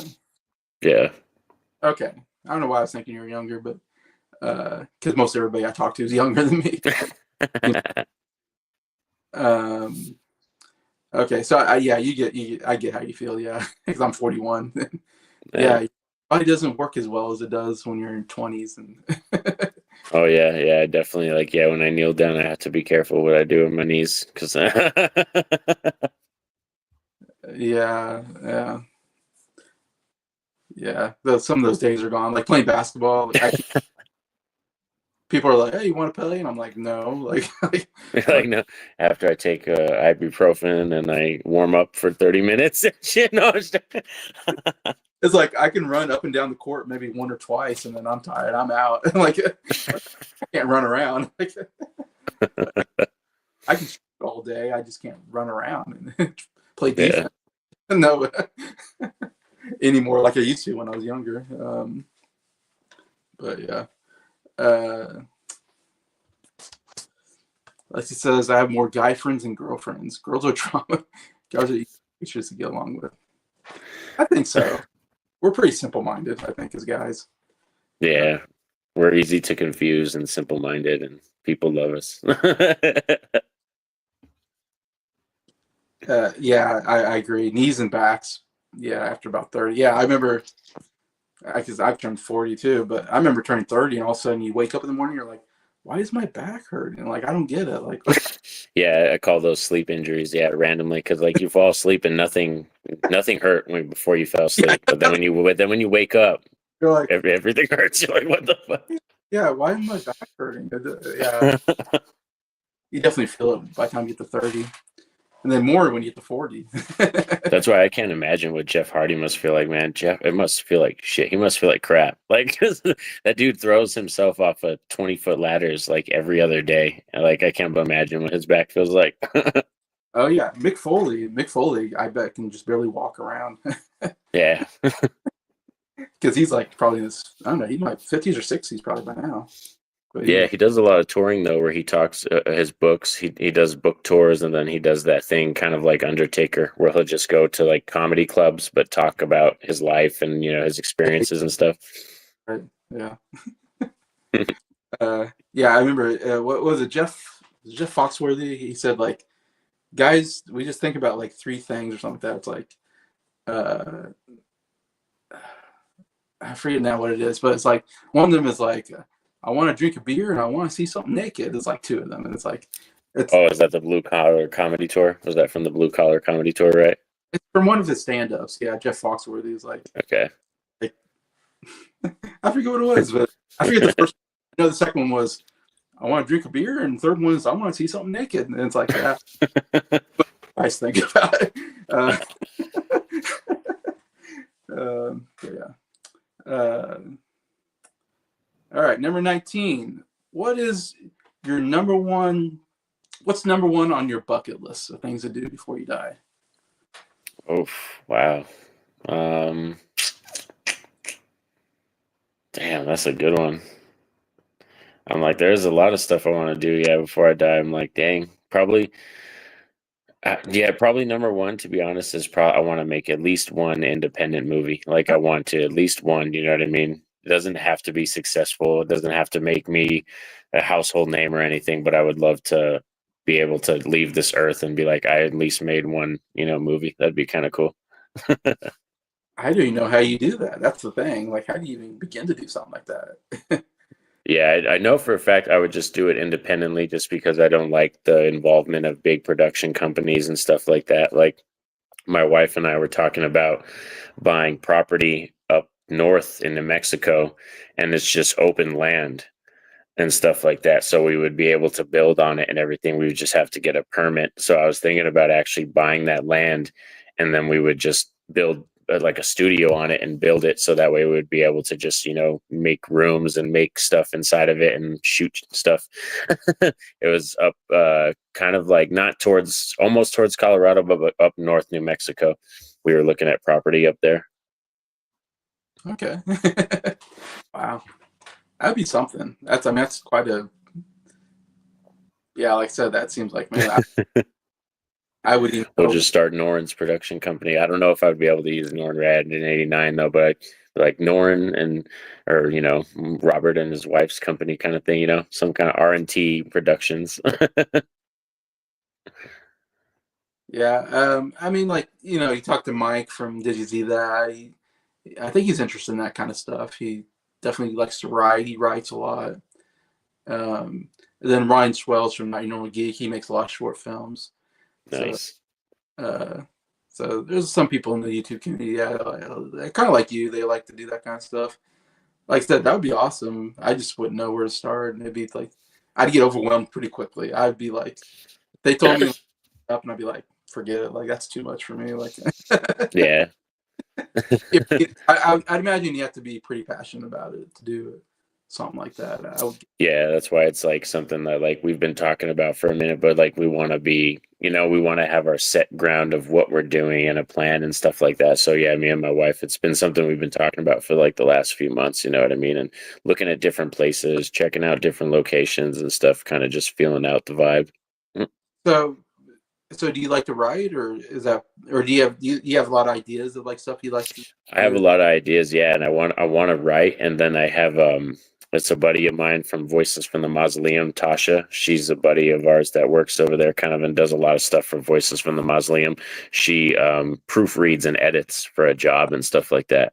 So I was thinking, like, after I finish scripts and I'm finished with actual rough drafts and stuff, that I would send them to Tasha, and she would be able to just proofread them for me and edit them and stuff like that. Yeah, that's part of it.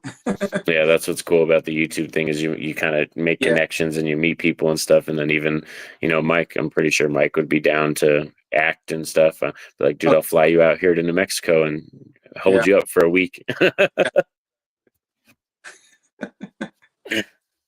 That'd be awesome. Yeah, you just have to find out how to do certain things, I guess. How Yeah, a lot of it would be the uh, property. Like, well, we would own the property, of course, obviously, but it'd be the building, how big the building we'd want to build is, and stuff like that, which a lot of the stuff I know how to do, like drywall and stucco and all that. So a lot of it I would be able to do. I would just need people to help us, and we'd have to figure out how big we'd want it to be. And the cool thing is, with it being a production studio, if we did that, we would be able to have other people come over and use it too and shoot movies and stuff. And they would just pay us, you know what I mean, for using the property and all that stuff. Yeah, I was thinking like you have to learn like probably how to do lighting and Yep. makeup. I don't know, sound, that kind of stuff. You know, I don't know. You'd have to learn, I guess, or Yeah, uh, so that's why we would try to figure out, like, I think the property we were looking at, we would basically make it like a big warehouse area, but with different rooms where you can build sets in, like you can build sets and shoot stuff and everything. And then if editing and all that stuff, I would probably do here. So that would probably be something that I would do closer to home, and maybe have a sound studio here where we could record inside sounds and stuff like that, and voiceovers and all that kind of stuff. yeah, that's one interesting thing about movies. Like, there's so much to it that I probably don't even think about that. You know, you have to do or have to know about that. That's what's crazy, and then that's why I respect people like Robert Rodriguez. When you look at his movies, he writes, he directs, he edits, he does everything for his movies. And you it's cheaper to do that too, because like you end up doing everything. You're only paying like one person basically. But yeah, Robert Rodriguez, that first El Mariachi movie, he did shot that, edited it, filmed it, wrote it, and did all that in 3 week span. And it's one of the biggest low budget, biggest, highest grossing films of all time. uh, yeah, yeah. I mean, you have to start somewhere, and Yeah. in fact, what's his name? I forget. The big movie reviewer. He made a movie, I think, recently. Oh, you Um, talk about Chris Stuckman, yeah, right? You talk about Chris, yeah. yeah, because he was kind of the same thing where he was just a movie reviewer and he had a dream of being making a movie and he finally did. I know I think he made a horror movie or something like that if I remember Yeah, right. he did. Yeah, Chris, he was talking about, it was the pre-production, and he had the like the fund me page and stuff where people could Yeah, fund it and all that. that's kind of cool that he. Yeah, because to me it's like I love movies. I talk about movies. I don't know like how I'd make a movie, but I like the idea of it just because I love watching movies, and I love watching special features and watching the making, how they made it. Those are always interesting to me. So Oh yeah. yeah, so I think a lot of us who do movie reviews, I think we're probably interested in like, what would it be like to make a movie? I think that's probably something that we're all kind of interested in. Like I said, I wouldn't know how to start making a movie. I'd have to uh, get trained or something on different skill sets. Yeah, Uh, I read books too. A lot of the books I read, I don't read like, I used to read a lot of Star Wars and Goosebumps books, but a lot of the books I read now are like how to write a script, or I read screenplays for movies. That's what I read and stuff like that. So like I have Planet Terror, and I have Death Proof. I have the screenplays for those. I have Chasing Amy. I have a bunch of other random screenplays, and I read them. that's cool. Yeah, I would like that. And there's probably books on like how to do this or that. Who knows? Or YouTube Yeah. channel. I always thought about getting a book because I thought it'd be fun to write a book. I always think like, oh, it'd be fun to just write a book. But I was like, I don't know if I know how to write a book. And I always thought That's why I about like, told you should do that travel book. You should do that, bro, because you've been to so many places, like just yeah, little anecdote stories of traveling and where to go, kind of like your own Frommer's book. You know what I mean? Of your yeah, tourist guide. I would love that. That'd be so awesome. But yeah, I always think about getting a book and like about like how to write or something like that. And like I wanted that to give me like ideas like, oh, okay, like the structure and like the blueprint of like, okay, this is how you start writing. I don't know if that makes sense, but Yeah. because there's always some kind of structure like how to write a book or something. Yeah. Since as Mariachi was a good film, he used money he made during a clinical drug medical study to fund that. Yeah. Yeah, it's pretty crazy. And then like the town he shot in, he knew people that worked there and stuff. So a lot of the buildings and a lot of the places there were just friends were just like, yeah, you can shoot in this bar. Like, we don't care. We know your family and everything. So he just kind of had the hookup and was the cameraman. He was the cameraman too and everything. Well, New Mexico is a pretty big place to shoot. movies and TV, I think. Yeah, now it's growing. It's growing in popularity a lot. We have two big studios out here. We have Albuquerque Q Studios, and then there's another one that they're building closer to where I live in Rio Rancho. But yeah, like I said, I wanted to try to grab somewhere up north just because where it is up north in New Mexico, it's more untouched. There's more land out there that just we'd be able to do like more Western style stuff, or even just like post apocalyptic, Mad Max style type stuff because the setting is perfect. Exactly. Yeah. Post-apocalypse is always good. She says the directors of Talk to Me were YouTubers. Yep. I don't know if I know that. Talk to Me. That's a good movie. Yeah. So that was one that came out. I think that was the year before last year. And it's a really cool idea with that one where it's like there's this hand and it's like a game that kids play. It's like this kind of like hand that is just like kind of here for a handshake. And they put it there. And what they do is they tie a kid to the chair. And when you touch the hand, you're able to see a spirit or you see a dead person and stuff. And when you invite them in, you actually invite them into your body and they're able to take over your body for a period of time. Yeah. It's pretty crazy. Okay. You kind of lost me there. I was like, what? Like, yeah, it's a trippy movie, man. It was really crazy. But yeah, for it to be YouTubers that came up with it, and it's very much a unique story, you know what I mean? A unique take on like kind of ghost hunting. you're describing that movie, and I'm like, I'm totally lost. Like, what? What are you talking about? Yeah, it's a great movie. It's quite original. Well done. Sounds very original. Yeah. Yeah. Hand that you touch, and I'm like, what? Can't even imagine what that means. But yeah, you think of it like you remember when you used to play party games like Spin the Bottle or like Never Have I Ever or something like that. So it's just like a game that kids like. They're like, oh yeah, come and play this drinking game thing, but it ends up being something very like horrible, yeah. All right. So last question. Right. Number 20. What would you like your legacy to be? Oh man. YouTuber. What is your legacy as a YouTuber? Damn. I guess like my lasting legacy, would be crazy is like it's gonna be nuts because I would think about it too. Sometimes I'm like, oh, when I am like kind of dead and gone, like people will be able to scour YouTube and see like endless videos of us chatting or like collabing and stuff. And they're just like, oh, these people, like they'll be able to know us even though they didn't know us. You know what I mean? They'll be able to know stuff about us. So it's kind of interesting. I don't know, man. It's a scary thought. To be honest, it's like I just hope, to be honest, like my kids, I gave my kids enough that they're like they know me, they love me, and then they appreciate like all the stuff that I left for them. I know it's probably not when I'm gone. That's when they'll appreciate it the most because I'm gone. That's when you appreciate stuff, is when you know when it's gone and everything. But yeah, just being a parent, being a family man, I hope that they're all taken care of and they're good and stuff. And then all the other side stuff is just little things to cherish. You know what I mean? If I do a movie, yeah, if the YouTube takes off all the way, then it's like, yeah, that's cool, but mainly is making sure the family's okay. They got houses, they're taken care of, and I could pass in peace, Yeah. Do your children know much about your YouTube channel, or? Yeah, my son's probably the one that's most interactive in it and knows about it. My daughter watches a lot of the movies with me, and then my daughter Sunny too. She's into a lot of the horror movies and everything, but they don't get on the chat. They're more camera shy, I guess. Like my girls are more camera shy, I guess, and stuff, or embarrassed, like or whatever.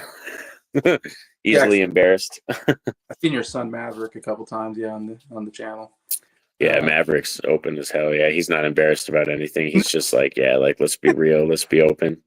He's nosy. He's all kinds of stuff. Yeah, that's always fun watching you guys together. You think they're future YouTubers, or? No, yeah, I think, to be honest, if anybody gets into it, it'll probably be Maverick that gets into it. My daughter Izzy, she tells me she wants to be a cook, and then my daughter Sunny, she's more of a tech kind of girl. She's into laptops and tech. She does really good makeup though too, and hair stuff. So I don't know. I think she's gonna be into like maybe stuff like that. Yeah. Okay. Cool. All right. Well, it's been great talking to you, Norin. You survived the 20-question hot seat on Millennial. Hopefully, you get to learn a little bit more about you and your growing up and your YouTube channel and all that, which is what this is for. And so I hope anybody watching this, gets to know you and gets to, if they're not subscribed, definitely subscribe to uh, Down Norin Radd. below, subscribe. Like and subscribe, whatever we always say that. Yeah. Like, subscribe, anyways. Yeah, and it's been great talking to you again. Of course, always enjoy talking to you and collaborating and coming up with ideas. Definitely Oh, will have thanks. definitely will have you on the channel in the future. Always come up. I'm always thinking of ideas for you and Mike and stuff to do. Always enjoy. Yeah, like I said, the old Millennial Awards is always something I enjoy doing every year. Yeah. Especially, but yeah, anything coming on your channel you want to talk about before you leave? Or Oh, so yeah, I got my Exorcist reviews coming. I'm gonna do Exorcist the Beginning and Dominion. I got those two to talk about, and Exorcist Believer. And then when I'm done with those three, I could rank all the Exorcist films. And then I got another Courage the Cowardly Dog deep dive. I'm filming with Steve tomorrow, but it'll be on the channel later in the week after I edit it and everything. And then I got another Forgotten Final Girls episode that I'll probably be dropping pretty soon too. So always staying busy over here. Like I said, working 50+ hours and staying busy on YouTube. awesome, yes. Thank you, Sen. Appreciate your comments, Sen. I really, really appreciate it. And also, Lexi, really appreciate your comments. Oh yeah, we appreciate you both definitely for swinging by, and thank you, Jason, for having me on. Like I said, this is a really cool idea and really fun, and just interviewing. Like I said, it's like kind of like Howard Stern style, just interviewing, getting to know people. I love it. Yeah, just a casual conversation, getting to know people, kind of is the idea. But yeah, I definitely love to have you on, Sen, at some point on the channel. Hope we can have time. Thanks to Ryan and Mike also for tuning in. Yep. For anybody watching this, and I hope you enjoyed hearing our discussions and yeah, and just getting to know more about us and all that, and have some more in the future. But yeah, besides that, I hope everybody has a great day, great kind of beginning of kind of towards the beginning of the week. So hopefully you have a good week, and we will talk to you later. Peace out.